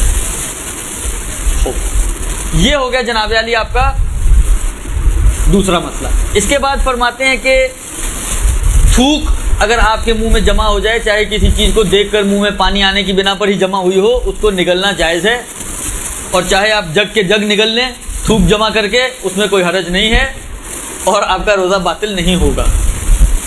البتہ بلغم آغا سیستانی نے احتیاط مستحب لگائی ہے، آغا خوئی اور آغا خمینی اگر منہ میں آ جائے تو فرماتے ہیں کہ احتیاط واجب یہ ہے کہ اسے نہ نگلا جائے، اس کو پھینک دیا جائے، لیکن کیونکہ اگر سیستانی کی احتیاط مستحب ہے تو ادھر ایک گنجائش ہے رجوع کرنے کی، تو اگر منہ کے اندر بھی کوئی مثلا نماز کی حالت میں بار بار تو مشکل ہوتا ہے تو وہ نگلنا چاہے تو رجوع کر کے نگل سکتا ہے۔ بس تھوک ہو یا بلغم، رجوع کرنے کے بعد بلغم میں اینڈ رزلٹ یہ ہے کہ منہ میں آنے کے بعد اس کو نگلا جا سکتا ہے اگر الٹی آنا شروع ہو جائیں تو۔ خوب، اس کے بعد دانتوں میں اگر کوئی غذا رہ جاتی ہے، اس کو آپ کہیں یہ تو تھوڑا سا ذرہ ہی ہے یا اتنی سی بوٹی کا ریشہ ہے، کچھ بھی ہو، خلاصہ روزے کی حالت میں اسے نگلنا روزے کو باطل کر دے گا اور کفارہ بھی ممکن ہے واجب ہو جائے۔ کھانے پینے کے احکام میں جو سب سے اہم مسئلہ آتا ہے وہ ہے دوائیوں کا استعمال، ڈراپس، انجیکشنز اور ڈرپس کے حوالے سے۔ اس میں آپ کی خدمت میں عرض کروں کہ جہاں تک انجیکشنز کا تعلق ہے، اگر تو وہ دوا کے طور پر یوز ہو رہے ہیں، تو اینٹی بائیوٹک کا انجیکشن ہے یا کیا ہے، تو اس میں تو کسی بھی فقیر کے نزدیک کوئی مشکل نہیں ہے، آپ استعمال کر سکتی ہیں، حالت روزہ میں کوئی مشکل نہیں ہے۔ اسی طریقے سے ڈرپس بھی اگر دوا کی ہے کوئی اشکال نہیں ہے، سب فقہا کے نظریے میں استعمال ہو سکتی ہے۔ اصل مسئلہ آتا ہے ان انجیکشنز اور ان ڈرپس کا کہ جو غذا کے طور پر استعمال ہوتے ہیں، اتنی طاقت کے ہیں، اس میں آغا خمینی نے منع فرمایا ہے، آغا سیستانی اس کی بھی اجازت دیتے ہیں، کہتے ہیں کوئی مشکل نہیں ہے اس میں بھی۔ آغا خوئی کی احتیاط ہے ایک حصے میں اور ایک حصے میں جائز کا فتویٰ ہے آغا کا۔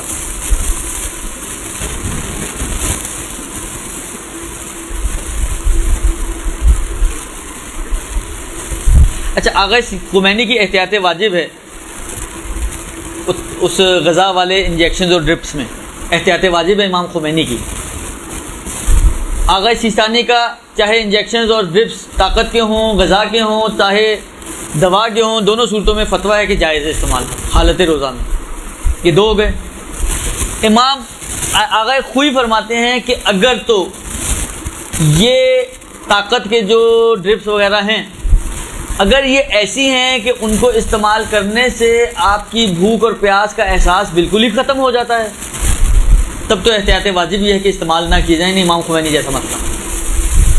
لیکن اگر نہیں، آپ کا احساس وہی ہے، بس تھوڑی سی طاقت آ جاتی ہے، کھڑے ہونے کے قابل ہو جاتی ہیں، چلنے پھرنے کے قابل ہو سکتی ہیں، گھر کے کام کرنے کے قابل ہو جاتی ہیں، بھوک پیاس اپنی جگہ پہ باقی ہے، تب آغا خوئی بھی کہتے ہیں کہ ان کو استعمال کرنے میں کوئی حرج نہیں ہے اور ان کا استعمال حالت روزہ میں جائز ہے۔ کوئی خمینی صاحب نے احتیاط واجب لگا کر طاقت کی انجیکشنز اور ڈرپس کو احتیاط واجب کی بنا پر منع کیا ہے، چاہے احساس ختم ہوتا ہو چاہے ختم نہ ہوتا ہو۔ شوگر ٹیسٹ میں تو خون نکالنا ہوتا ہے، اس میں تو کوئی مشکل نہیں، خون نکلنے سے روزہ باطل نہیں ہوتا۔ ابھی آ رہے ہیں باقی مبتلات، اس میں کوئی ایسا نہیں ہے کہ خون نکالنے سے، البتہ خون نکالنا جان بوجھ کر مکروہ ہے لیکن روزہ باطل نہیں ہوتا ہے، اور مجبوری میں تو شاید مکروہ بھی نہ ہو۔ بس یہ تو ہو گیا ڈرپس اور انجیکشنز کا مسئلہ۔ جہاں تک ٹیبلٹس اور سیرپس کا مسئلہ ہے، وہ تو اسی صورت میں استعمال کرنا جائز ہے کہ بہت مجبوری ہو کہ استعمال نہ کریں گے تو بیماری بڑھ جائے گی یا شدید ہو جائے گی یا ٹھیک ہی نہیں ہوں گی یا کوئی اس قسم کی مشکل ہو، تو وہاں پر آپ استعمال کر سکتے ہیں، ورنہ روزے کی حالت میں ٹیبلٹس اور سیرپس وغیرہ استعمال نہیں ہو سکتے۔ یہ دو چیزیں۔ ڈراپس، تیسرا مسئلہ ہے ڈراپس کا۔ ڈراپس اگر کان اور آنکھ میں ڈالے جا رہے ہیں تو بلا اشکال تینوں مراجع کے نظریے میں کوئی اشکال نہیں ہے اور صحیح ہے. حالت روزہ میں آپ آنکھ میں اور کان میں ڈراپس ڈال سکتی ہیں، اور اگر آنکھ یا کان میں ڈالنے کے بعد اس کا ٹیسٹ آپ کو حلق میں فیل بھی ہو تب بھی کوئی حرج نہیں ہے. ٹیسٹ سے روزہ باطل نہیں ہوتا، کیونکہ آپ کی آنکھ اور کان کی لائنیں اور حلق کی پائپ لائن جو ہے دونوں الگ الگ ہیں. اس لیے پڑوس ہونے کی وجہ سے ممکن ہے ٹیسٹ آ جائے لیکن اس میں کچھ جائے گا نہیں، اس وجہ سے روزہ باطل نہیں ہوگا. ہاں، ناک میں ڈراپس ڈالنے کا مسئلہ ٹیڑھا ہے. اس میں آقا یوں فرماتے ہیں کہ اگر ناک میں جو ڈالے گئے قطرے ہیں وہ حلق میں جا رہے ہیں تب تو بہت مجبوری والی حالت نہ ہو، نارمل حالات ہوں تو پھر استعمال جائز نہیں ہے. یعنی اگر ڈیلے کرنا ممکن ہو آپ پھر بھی کہیں استعمال، یعنی جب باقی چیزیں بیان کی ہیں جہاں پہ جائز ہے وہاں پہ اگر ڈیلے کرنا ممکن بھی ہے تب بھی واجب نہیں ہے ڈیلے کریں، کر سکتے ہیں آپ استعمال. اور یہ جو بات ہے ڈراپس کی، یہ اگر ڈیلے کرنا ممکن ہے تو واجب ہو جائے گا کہ ڈیلے کریں اگر یہ ناک سے حلق میں جا رہے ہوں تو. لیکن اگر فرض کریں آپ کو یقین ہے کہ ناک میں ڈالیں گے تو حلق میں نہیں جائے گا بالفرض، ایسے یقین ہونا ذرا مشکل ہے لیکن فرض کریں آپ کو ہے یقین تو ٹھیک ہے، آپ کی یقین کو خدا چیلنج نہیں کرے گا، آپ کے لیے استعمال جائز ہو جائے گا اور آپ اس کو پھر استعمال کر سکتے ہیں. یہ ہو گئے ڈراپس.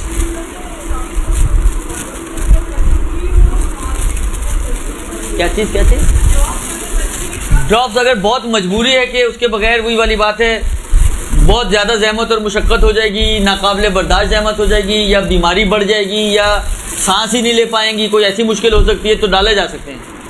لیکن اگر مجبوری نہ ہو تو ڈیلے کرنا واجب ہو جائے گا اگر حلق میں جاتے ہیں تو. جی اگر حلق میں جائیں تو مجبوری کی صورت میں استعمال جائز ہے، اگر مجبوری نہ ہو تو ڈیلے کرنا پڑے گا اور استعمال نہیں کر سکتے، پھر روزہ کھولنے کے بعد استعمال کریں. اور آخری چیز ہے اسپرے. جو دمے کے مریض اسپرے لیتے ہیں انہیلر وغیرہ، جی ہاں، اس کو آیا حالت روزہ میں استعمال کیا جا سکتا ہے یا نہیں کیا جا سکتا؟ اس میں آغا خوئی اور امام خمینی نے تو نارملی یہی کہا کہ جائز ہے. آغا سیستانی نے ایک شرط لگائی ہے اور ظاہراً ان کے بھی یہاں پہ یہ ہوگی یا انہوں نے ان کے نزدیک طے شدہ ہے کہ ایسا ہی ہوتا ہے.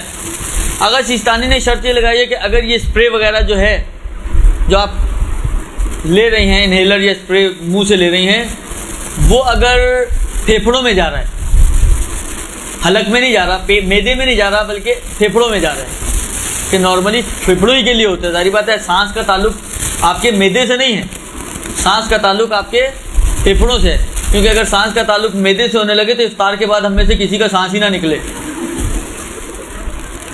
اس لیے کہ معدہ اتنا پر ہوتا ہے کہ گنجائش ہی نہیں ہوتی کسی چیز کی تو پھر سانس بھی نہیں نکلے گا.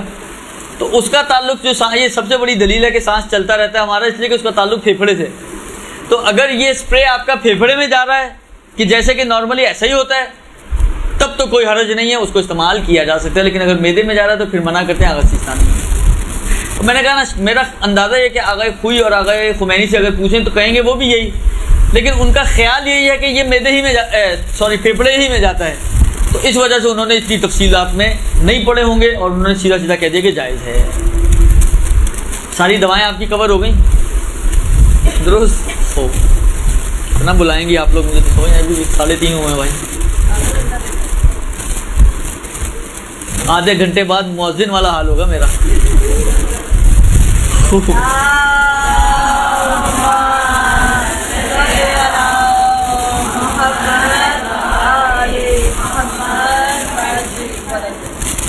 چلیں پہلے یہ سوالات دیکھ لیں تھوڑا سا. کل اگر 30 شعبان تھی تو جو ہم نے روزہ رکھا ہے وہ قضا ہوگا یا نہیں؟ آیت اللہ سیستانی کے نزدیک اگر قضا کی نیت سے رکھا ہے تو قضا ہو جائے گا. اگر سیستانی کے نزدیک اگر آپ نے یہ بھی نیت کی تھی کہ قضا شعبان ہے تو قضا اور رمضان ہے تو رمضان کا تب بھی قضا ہو جائے گا. جی رمضان کی نیت کر ہی نہیں سکتے نا، مشکل یہی ہے. یوم شک میں رمضان کی نیت نہیں کر سکتے ہم.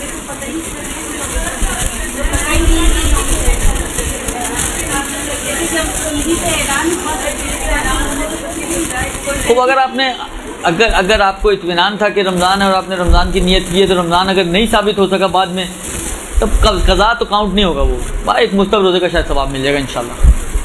شدید بیمار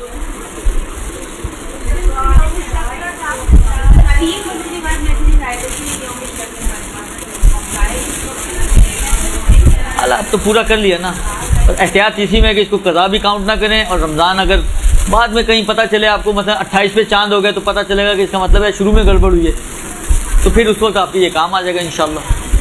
دعا کرتے ہیں کہ آپ کا روزہ ضائع نہ ہو۔ وہی کہہ رہا ہوں نا کہ پھر رمضان کا تو کاؤنٹ ہو ہی جائے گا نا۔ شدید بیماری کی حالت میں سیرپ یا ٹیبلٹ کا استعمال کرنے سے روزہ باطل ہوگا یا کنٹینیو کیا جائے، اس کی قضا و کفارہ ہوگا یا نہیں ہوگا؟ دیکھیں،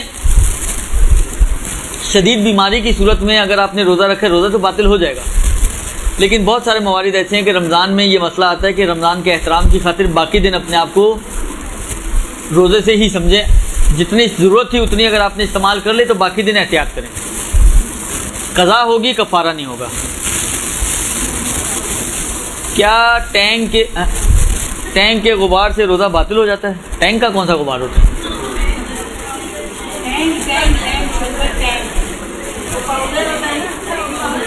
بھائی غبار کسی بھی چیز کا ہو، شرط یہ ہے کہ آغا سیستانی اور امام خمینی کے نظریے کے مطابق گاڑھا ہونا چاہیے۔ ہلکا غبار ہے تو چاہے ٹینک کا کیا مٹی کا بھی ہو تو بھی روزہ باطل نہیں ہوگا، اور گاڑھا غبار ہے تو ٹینک کا بھی ہوگا تو بھی روزہ باطل ہو جائے گا۔ تو وہ مسئلہ فرق نہیں پڑتا کس چیز کا غبار ہے۔ آیت اللہ خامنائی کے مطابق کل کا روزہ ثابت ہوا یا نہیں؟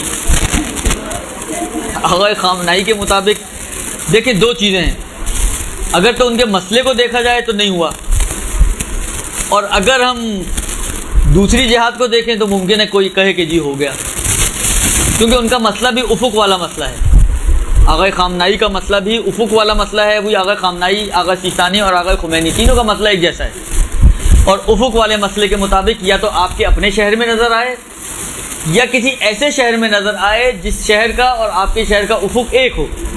یہ اب تک ثابت نہیں ہو سکا کہ ایسے علاقوں میں نظر آیا ہو جو کراچی میں تو نظر آئی ہی نہیں، یہ تو کلیئر ہے۔ جن علاقوں میں نظر آیا ہے آیا وہ کراچی کے ہم افق ہیں، یہ معلوم نہیں ہے۔ نتیجہ کیا نکلے گا؟ نتیجہ یہ نکلے گا کہ ثابت نہیں ہو سکا کہ چاند ہوا یا نہیں ہوا۔ قانون یہ ہے، اب آغا خامنائی نے فرمایا ہو گیا نہیں ہوا مجھے نہیں معلوم، قانون کے مطابق جو میں نے مسئلہ ہے وہ بتا دیا، اس سے زیادہ میری ذمہ داری نہیں ہے بیان کرنا۔ خوب،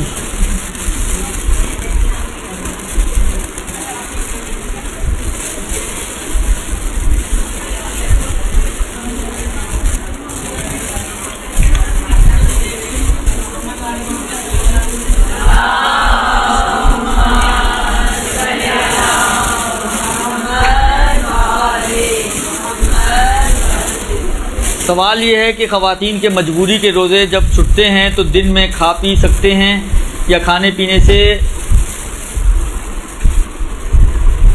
روزے کا کفارہ بھی ہوگا قضا کے ساتھ؟ دیکھیں، ماہواری کے ایام میں جو روزے چھٹتے ہیں قضا تو کرنی ہے اس کی، درست، کفارہ واجب نہیں ہے، اور دن میں کھانا پینے میں آپ آزاد ہیں، البتہ مکروہ ہے شاید کھانا، لیکن آزاد ہیں، کھانا پینا چاہیں تو کھا پی سکتے ہیں۔ بیماری میں جو روزے چھٹ جاتے ہیں ان پر قضا کے ساتھ کفارہ بھی دیا جائے گا یا نہیں؟ اگر واقعاً جینون بیماری تھی اور روزہ چھوڑا گیا ہے تو قضا ہے، صرف کفارہ نہیں ہے، اور قضا میں بھی یہ ہے کہ اگر اگلے سال تک قضا نہ کی تو پھر ایک فدیہ جو انشاءاللہ تفصیل بعد میں آئے گی، فدیہ ایڈ ہو جاتا ہے قضا کے ساتھ، ایک فدیہ یعنی 750 گرام آٹا کسی بھی دیندار شریف فقیر کو آپ دے سکتی ہیں، پونا کلو آٹا۔ یہ ایک پینلٹی ہے جو بڑھ جاتی ہے پہلے سال قضا نہ کرنے کی وجہ سے، البتہ اگلے سالوں میں بھی قضا نہیں کی تو اور کچھ اور اضافہ نہیں ہوگا، بس یہ ایک ہی دفعہ ہوتا ہے پہلے سال سے ڈیلے کرنے پر، اور اس کے علاوہ بیماری کی وجہ سے چھوڑے گئے روزوں میں اور کچھ نہیں ہے۔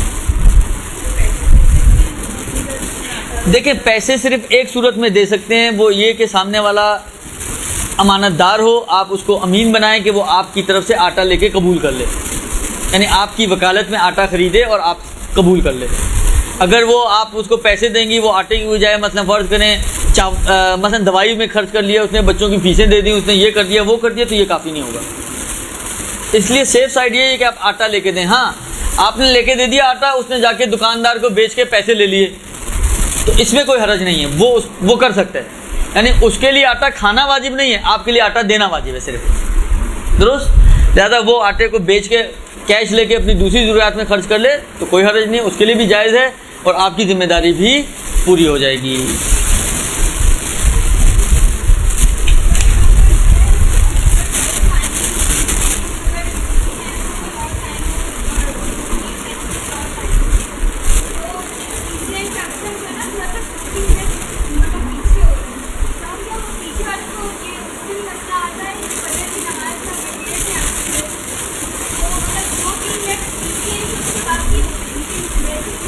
دیکھیں میں آپ کی خدمت میں عرض کروں، میں نے کہا نا کہ اصل معیار ہے طلوع فجر کا، نہ پی سی این معیار ہے نہ کوئی چینل معیار ہے. یہ تو میں نے شروع میں کہا تھا. درست. اگر طلوع فجر ہونے میں وقت باقی ہے تو چاہے گھڑیاں کچھ بھی بتا رہی ہوں آپ استعمال کر سکتی ہیں کھانا میں. اچھا نہیں پتہ، اب یہ ایک اچھا مسئلہ ہے.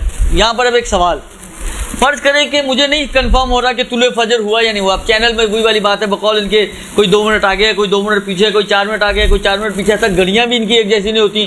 جب خبریں شروع ہوتی ہیں آپ دیکھیں کہیں پہ پورے 10 بج گئے، کہیں پہ ابھی 10 بجنے میں 1 منٹ باقی ہے، کہیں پہ یہ پلس مائنس چل رہا ہوتا ہے ان کی گھڑیوں میں بھی. اب فرض کریں کہ آنکھ کھلی، نہیں معلوم طلوع فجر ہوا یا نہیں ہوا، ذمہ داری کیا ہے؟ آیا مجھے احتیاط کرنی ہوگی، کچھ نہیں کھا پی سکتا، یا نہیں احتیاط واجب نہیں ہے، کھاؤ پیو جان بناؤ، 6 بھی بج جائیں تو جب تک آپ کو یقین نہ ہو جائے کہ طلوع فجر ہو گیا آپ کھا پی سکتے ہیں. دیکھیں اصل مسئلہ تو یہی ہے، جب تک آپ کو طلوع فجر کا یقین نہیں ہے اس وقت تک آپ آزاد ہیں شرعاً اور ظاہراً. درست. یعنی اگر آپ کھانا پینا چاہیں، آپ بغیر تحقیق کیے آپ جا کے مثلا فرض کریں کہ پانی پینا چاہیں، آپ نے چائے کا کپ چڑھا دیا، چائے تو پیو ورنہ سر درد ہوتی رہے گی، یہ وہ کر سکتے ہیں آپ سارے یہ کام. میکسیمم یہ ہوگا کہ بعد میں آپ کو پتہ چل گیا کہ جی آپ نے جو چائے پی تھی وہ وقت کے بعد پی تھی. میکسیمم ایک کوئی کفارہ نہیں ہوگا، کوئی گناہ نہیں ہوگا، قضا صرف واجب ہوگی. قضا کے لیے تو ہم لوگ ویسے ہی آمادہ بیٹھے رہتے ہیں کہ آج کا روزہ چھٹ جائے اور قضا کروا لیں، کوئی مسئلہ نہیں، سردیوں میں کر لیں گے. تو یہ ہو سکتا ہے. یعنی ذمہ داری نہیں بنتی کہ آپ احتیاط کریں. آپ چاہیں تو آپ جب تک آپ کے لیے یقین یا اطمینان حاصل نہ ہو جائے کہ طلوع فجر ہو چکا ہے اس وقت تک آپ کی ذمہ داری نہیں ہے کہ آپ اپنے آپ کو کھانے پینے سے بچائیں، کیونکہ کھانے پینے سے بچانے کی ذمہ داری طلوع فجر سے شروع ہوتی ہے. درست. لہٰذا اگر آپ کو نہیں ابھی اطمینان ہوا آپ آزاد ہیں. اور ایک اور بات آپ کی خدمت میں عرض کر دوں، آپ کی انفارمیشن کے لیے اور آپ کی سہولت کے لیے، کہ اہل سنت کی اذان اہل تشیع سے پہلے ہوتی ہے. یعنی ان کا طلوع فجر ہم سے پہلے ہے. یعنی حتیٰ اگر ان کی اذان بھی ٹی وی پہ آ رہی ہے تب بھی آپ کے پاس 2 3 4 منٹ کی گنجائش ہوتی ہے. آپ چاہیں تو پانی کا ایک گلاس پی سکتی ہیں، اور چائے اگر تیار ہے تو تھوڑی سی چائے بھی پی سکتی ہیں، اور کچھ کھانے کے لیے موجود ہے تو 2 لقمے بھی کھا سکتی ہیں آپ. ہاں جی ہاں فجر سحری کے لیے بول رہا ہوں کہ آنکھ آپ کی دیر سے کھلے. آپ نے دیکھا سنیوں کی اذان ہو رہی ہے ٹی وی پہ. البتہ سنی اذانوں میں اس چیز میں بہت اسٹرکٹ ہیں. یعنی وہ یعنی بلکہ روایتوں میں بھی یہ چیز ہے کہ ان کی اذان یعنی اس سے وقت سمجھے تقریباً ثابت ہو جاتا ہے کہ ان کا وقت تو ہو ہی گیا. اب آپ کے پاس 2 4 منٹ کی ابھی بھی گنجائش ہے. اس 2 4 منٹ میں جو کر سکتی ہیں آپ کر لیں. جی فرق نہیں پڑتا. اگر اہل سنت کی اذان ہو رہی ہے تو ابھی بھی یہ سمجھ لیں کہ اب آپ کے پاس ٹائم شارٹ ہے. 2 یعنی 3 4 منٹ کی گنجائش ظاہراً ہوتی ہے اس میں. یہ 3 4 منٹ آپ کے پاس فرصت ہے. اس 3 4 منٹ میں جو کھا سکتی ہیں جتنا کھا سکتی ہیں، جو پی سکتی ہیں جتنا پی سکتی ہیں وہ آپ کر سکتی ہیں. آپ آزاد ہیں. ابھی ہم شیعوں سے بات چیت کر رہے ہیں. خوب ایک سوال یہ ہے کہ بیماری میں جو روزے چھٹ جاتے ہیں، اچھا یہ تو ہو گیا. خوب جی یہ کیا بھائی؟ حالت روزہ میں ظہر کے بعد سفر کر سکتے ہیں؟ آیت اللہ خامنائی کے مطابق کیا حکم ہے؟ ظہر کے بعد آپ سفر کر سکتی ہیں، بالکل سفر کر سکتی ہیں. یہ روزہ بھی آپ کو مکمل کرنا پڑے گا. یعنی جب ظہر کے بعد آپ سفر میں نکلیں گی تو روزہ آپ کا باطل نہیں ہوگا، یہ روزہ آپ کو پورا کرنا ہے. روزے کے فدیے کے پیسے کیا گھر میں کام کرنے والی ماسی کو دے سکتے ہیں یا امام بارگاہ کے خادم کو دے سکتے ہیں؟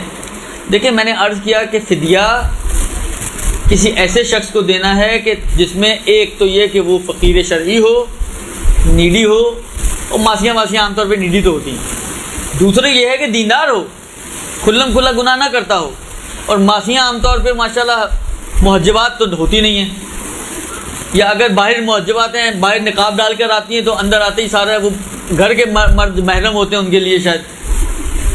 خلاصہ یہ کہ کھلم کھلا گناہ نہ کرتی ہو، بے نمازی نہ ہو، شراب نہ پیتی ہو یا پیتا ہو، ایسے شخص کو آپ دے سکتے ہیں۔ یہ شرائط اگر اس میں ہے تو دے سکتے ہیں فدیہ۔ جی، فقیر شرعی ہو، نیڈی ہو، مومن ہو، یعنی مومن ہی کی بات ہو رہی ہے، میں تو مومنوں کی بات کر رہا ہوں۔ مومن بھی ہو یعنی شیعہ ہو۔ خوب، چلیں جی 2-4 مسئلے اور پڑھ لیں، اب کیا کیا جائے، ٹائم تو پورا ہونے کا نام ہی نہیں لے رہا۔ جی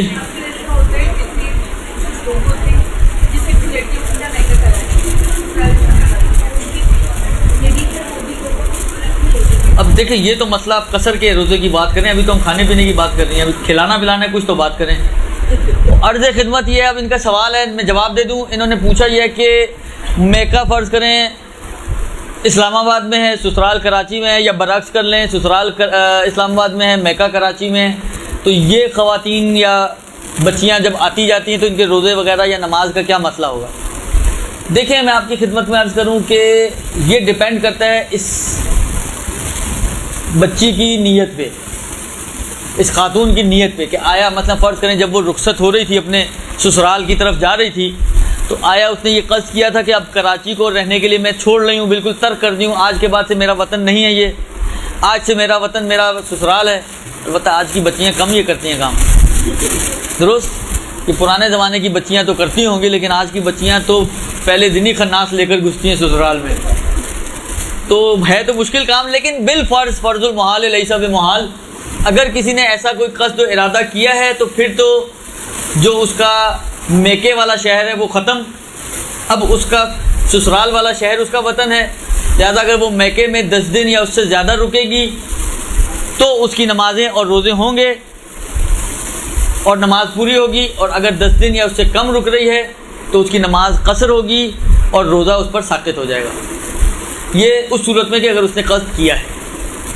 دوسری صورت یہ ہے کہ اس نے قصد نہیں کیا کہ میں اس کو چھوڑ رہی ہوں، یہ بھی رہے میرا وطن اور وہ بھی رہے میرا وطن، 2 وطن بھی ہو سکتے ہیں، یعنی اگر کبھی اسلام آباد سے ہمیں دھکا مارا تو ہم کراچی ہی آ کے سیٹل ہوں گے مثلا، یا کراچی سے دھکا مارا تو اب ہم اسلام آباد ہی جا کے سیٹ ہوں گے مثلا، تو یہ بھی ہو سکتا ہے، 2 وطن ہو جائیں گے، لہذا وہاں پہ بھی نمازیں پوری اور روزے رکھنے ہوں گے، یہاں پہ بھی نمازیں پوری اور روزے رکھنے ہوں گے، 2 وطنوں کا یہ نتیجہ نکلے گا۔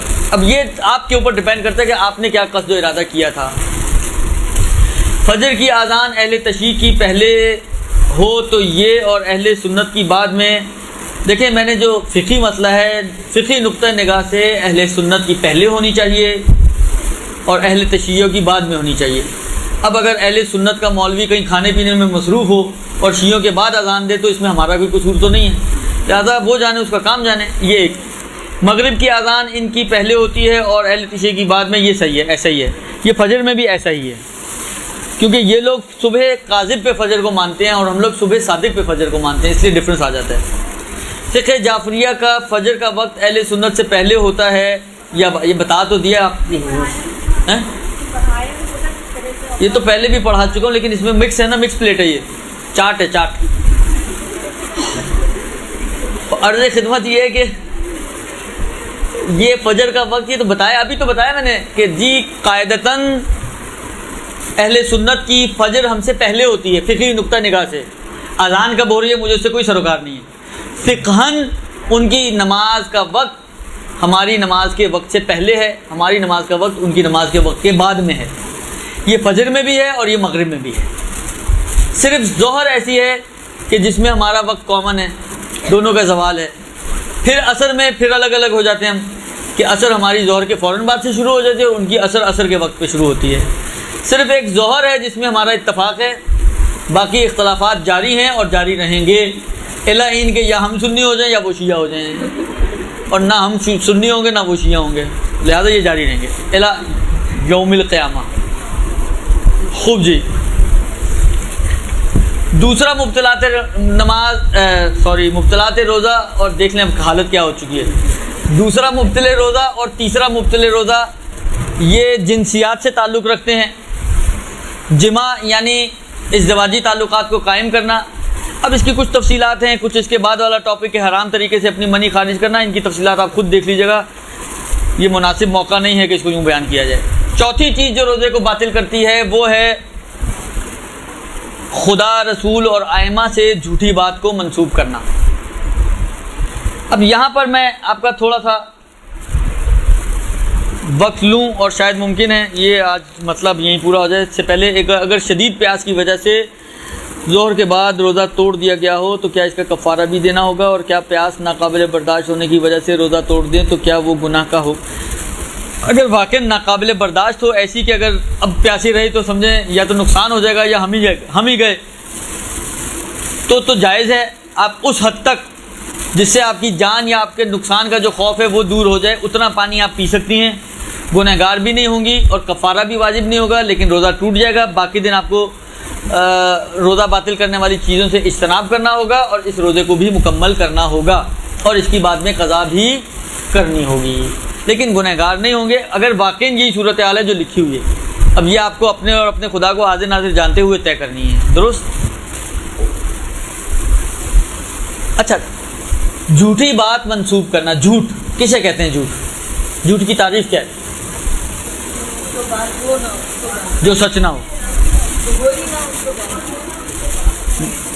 نہیں، یہ بھی تو ہو سکتا ہے نا ہوئی ہو مگر اس کو آپ غلط طریقے سے پیش کر رہی ہوں۔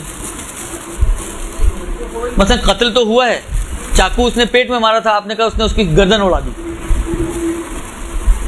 یہ بھی جھوٹ تو ہے نا، لیکن قتل تو ہوا ہی ہے۔ نہیں، گردن اڑانے کا واقعہ، اچھا چلیں اس حساب سے آپ کی بات صحیح کہ گردن تو اڑی ہی نہیں ہے، ٹھیک ہے۔ خوب دیکھیں، جھوٹ کی تعریف یہ ہے کہ آپ کسی کو خلاف واقع خبر دیں،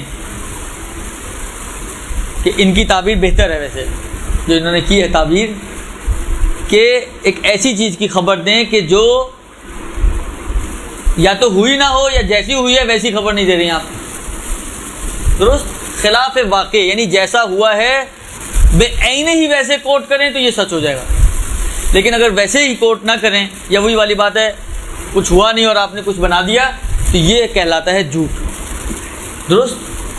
بس جھوٹ کی تعریف میں شامل ہے کہ آپ کسی کو انفارم کریں، خبر دیں، نسبت دیں کہ یہ کام اس نے کیا ہے جبکہ اس نے نہیں کیا ہو، مثلا یہ ہے جھوٹ، درست؟ جہاں پر آپ کسی کو انفارم نہیں کر رہی وہ جھوٹ نہیں بنتا، لہذا آپ اپنے آپ سے بیٹھی جھوٹی حدیثیں ابھی پلان کر رہی ہیں کہ کیا کیا بنانا ہے اور گڑ رہی ہیں، لیکن بیٹھی سوچ رہی ہیں، اپنے ذہن میں باتیں کر رہی ہیں، اپنے زبان بھی آپ کی فرض کریں ہل رہی ہے، اپنے دل میں باتیں کر رہی ہیں، اور بڑی بڑی ابو ہریرہ جیسی حدیثیں بنا رہی ہیں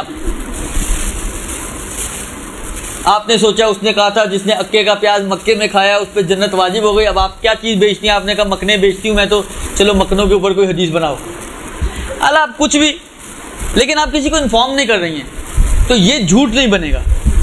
جھوٹ اسی وقت بنے گا جب یہ انفارمیشن کی حد میں داخل ہوگا، لیکن اگر یہ انفارمیشن کی حد میں داخل نہیں ہوگا تو جھوٹ نہیں بنے گا، یہ ایک چیز۔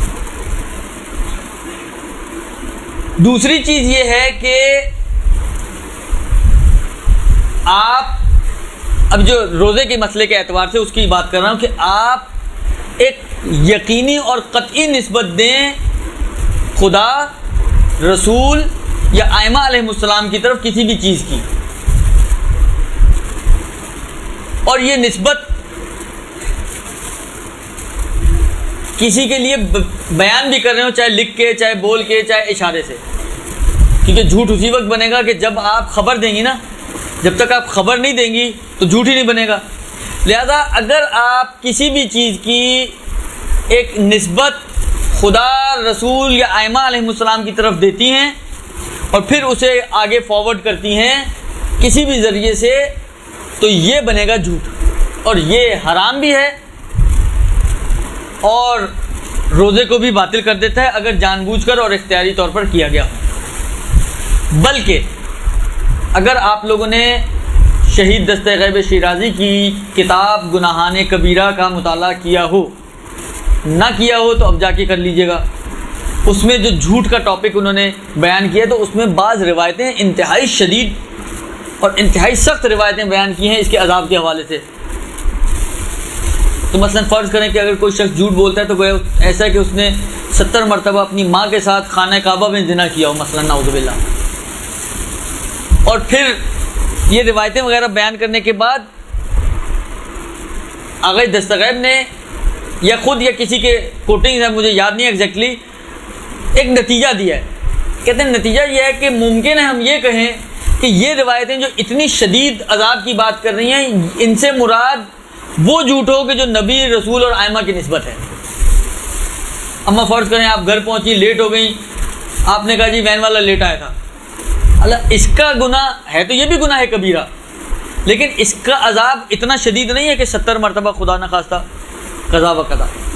لہذا انہوں نے کہا کہ یہ جو اتنا شدید گناہ ہے تو یہ اس جھوٹ کا گناہ ہے کہ جو جھوٹ ائمہ، رسول اور خدا کی نسبت باندھا جائے۔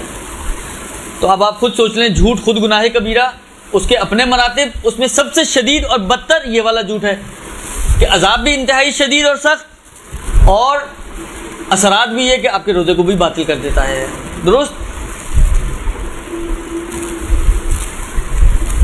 لہذا فرماتے ہیں کہ اگر روزے دار چاہے بولنے سے، چاہے لکھنے سے، چاہے اشارے سے، چاہے کسی اور ذریعے سے، جیسے آج کل میسیجز فارورڈ کرتے ہیں، لکھا تو آپ نے نہیں ہے، صرف فارورڈ کر رہے ہیں آپ، کسی بھی ذریعے سے خدا، پیغمبر اور ائمہ علیہ السلام سے جان بوجھ کر جھوٹی بات منسوب کرے تو چاہے بعد میں فوراً کہہ دے کہ میں نے جھوٹ کہا تھا یا توبہ کر لے، فرماتے ہیں اس کا روزہ باطل ہو جائے گا۔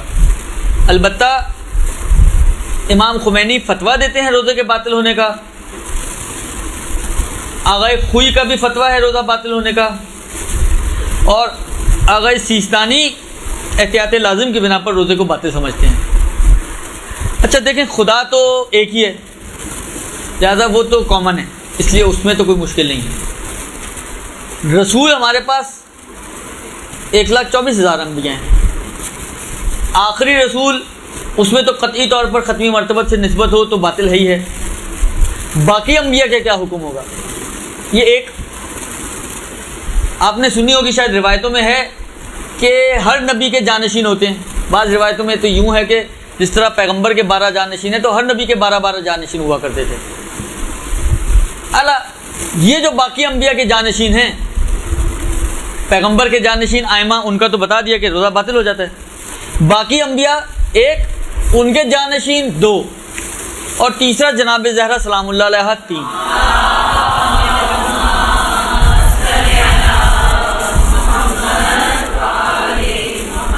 ان سے اگر جھوٹی بات منسوب کی جائے تو یہ بات تو ذہن میں رکھیں کہ گناہ کبیرہ تو ہے ہی ہے اور شدید والا گناہ ہے، لیکن روزہ باطل ہوگا یا نہیں ہوگا، اس میں اب اختلافات ہیں۔ امام خمینی علیہ الرحمہ فرماتے ہیں کہ احتیاط واجب یہ ہے کہ جناب زہرا، باقی انبیاء اور ان کے جانشین، یعنی تین گروہ ہیں نا، تینوں میں احتیاط واجب کی بنا پر وہاں پہ بھی روزہ باطل ہے۔ لہٰذا اگر آپ نے کوئی جھوٹی حدیث حضرت موسیٰ کے حوالے سے بیان کی، حضرت عیسیٰ کے حوالے سے بیان کی، حضرت ابراہیم کے قصے کوئی بنا ڈالے آپ نے 2-4، اور آپ نے کہا بہت پرانے ہو گئے کوئی نئے قصے بناؤ، تو آپ نے 2-4 قصے نئے بنا ڈالے حضرت ابراہیم کے، حضرت موسیٰ کے، تو یہ سب جھوٹ ہو جائے گا اور روزے کو باطل کر دے گا احتیاط واجب کی بنا پر امام خمینی کے نظریے میں۔ اسی طریقے سے ان کے جانشین، اسی طریقے سے جناب زہرا سلام اللہ علیہ، یہ آغا خمینی کا نظریہ۔ آغا خوئی ان کی احتیاط واجب ہے جناب زہرا کے حوالے سے۔ جناب زہرا میں آغا خوئی فرماتے ہیں کہ احتیاط واجب یہ ہے کہ اس کا روزہ باطل ہو جائے گا، اور باقی جو 2 گروہ تھے ان میں آغا خوئی کا فتویٰ ہے کہ روزہ باطل ہو جائے گا، یعنی نبی اور باقی انبیاء، ائمہ اور باقی انبیاء کے جانشین، سب میں اگر کوئی جھوٹی بات نسبت دے تو اس کا روزہ فتویٰ ہے کہ باطل ہو جائے گا۔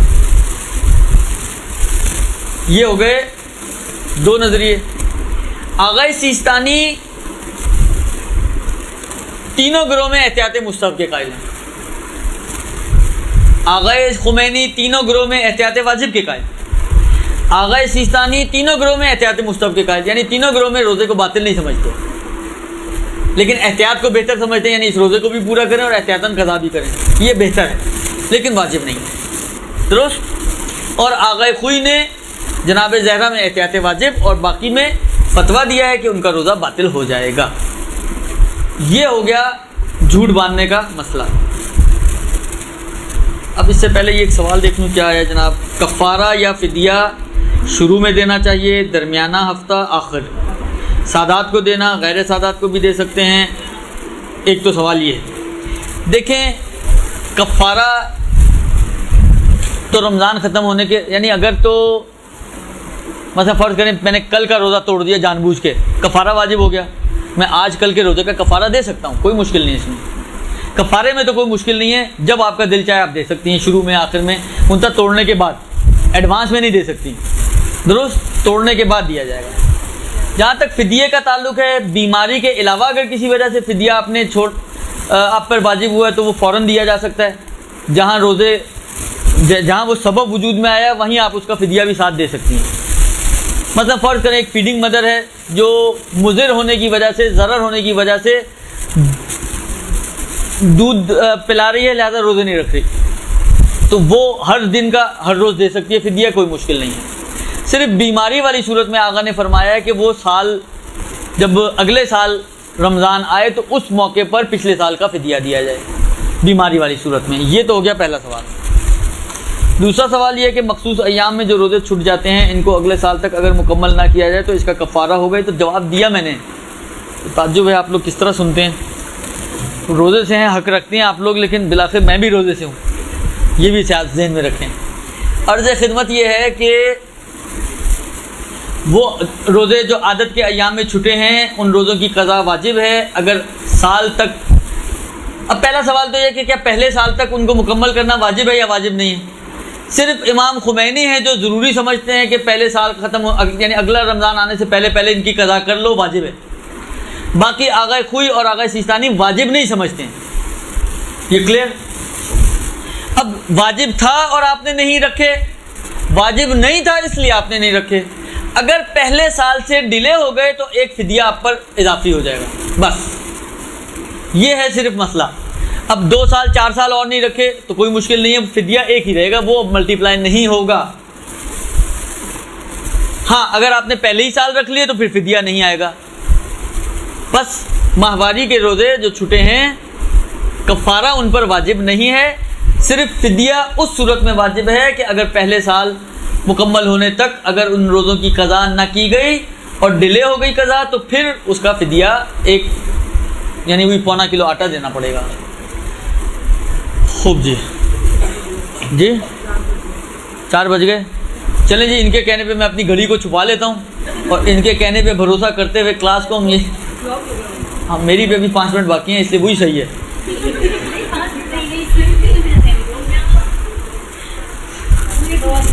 بہرحال میرا خیال ہے اب اس کو یہیں تک رکھیں کیونکہ اس آخری 3 منٹ میں کہیں وہی مؤذن والا حال نہ ہو جائے۔ صلی اللہ علیہ وسلم۔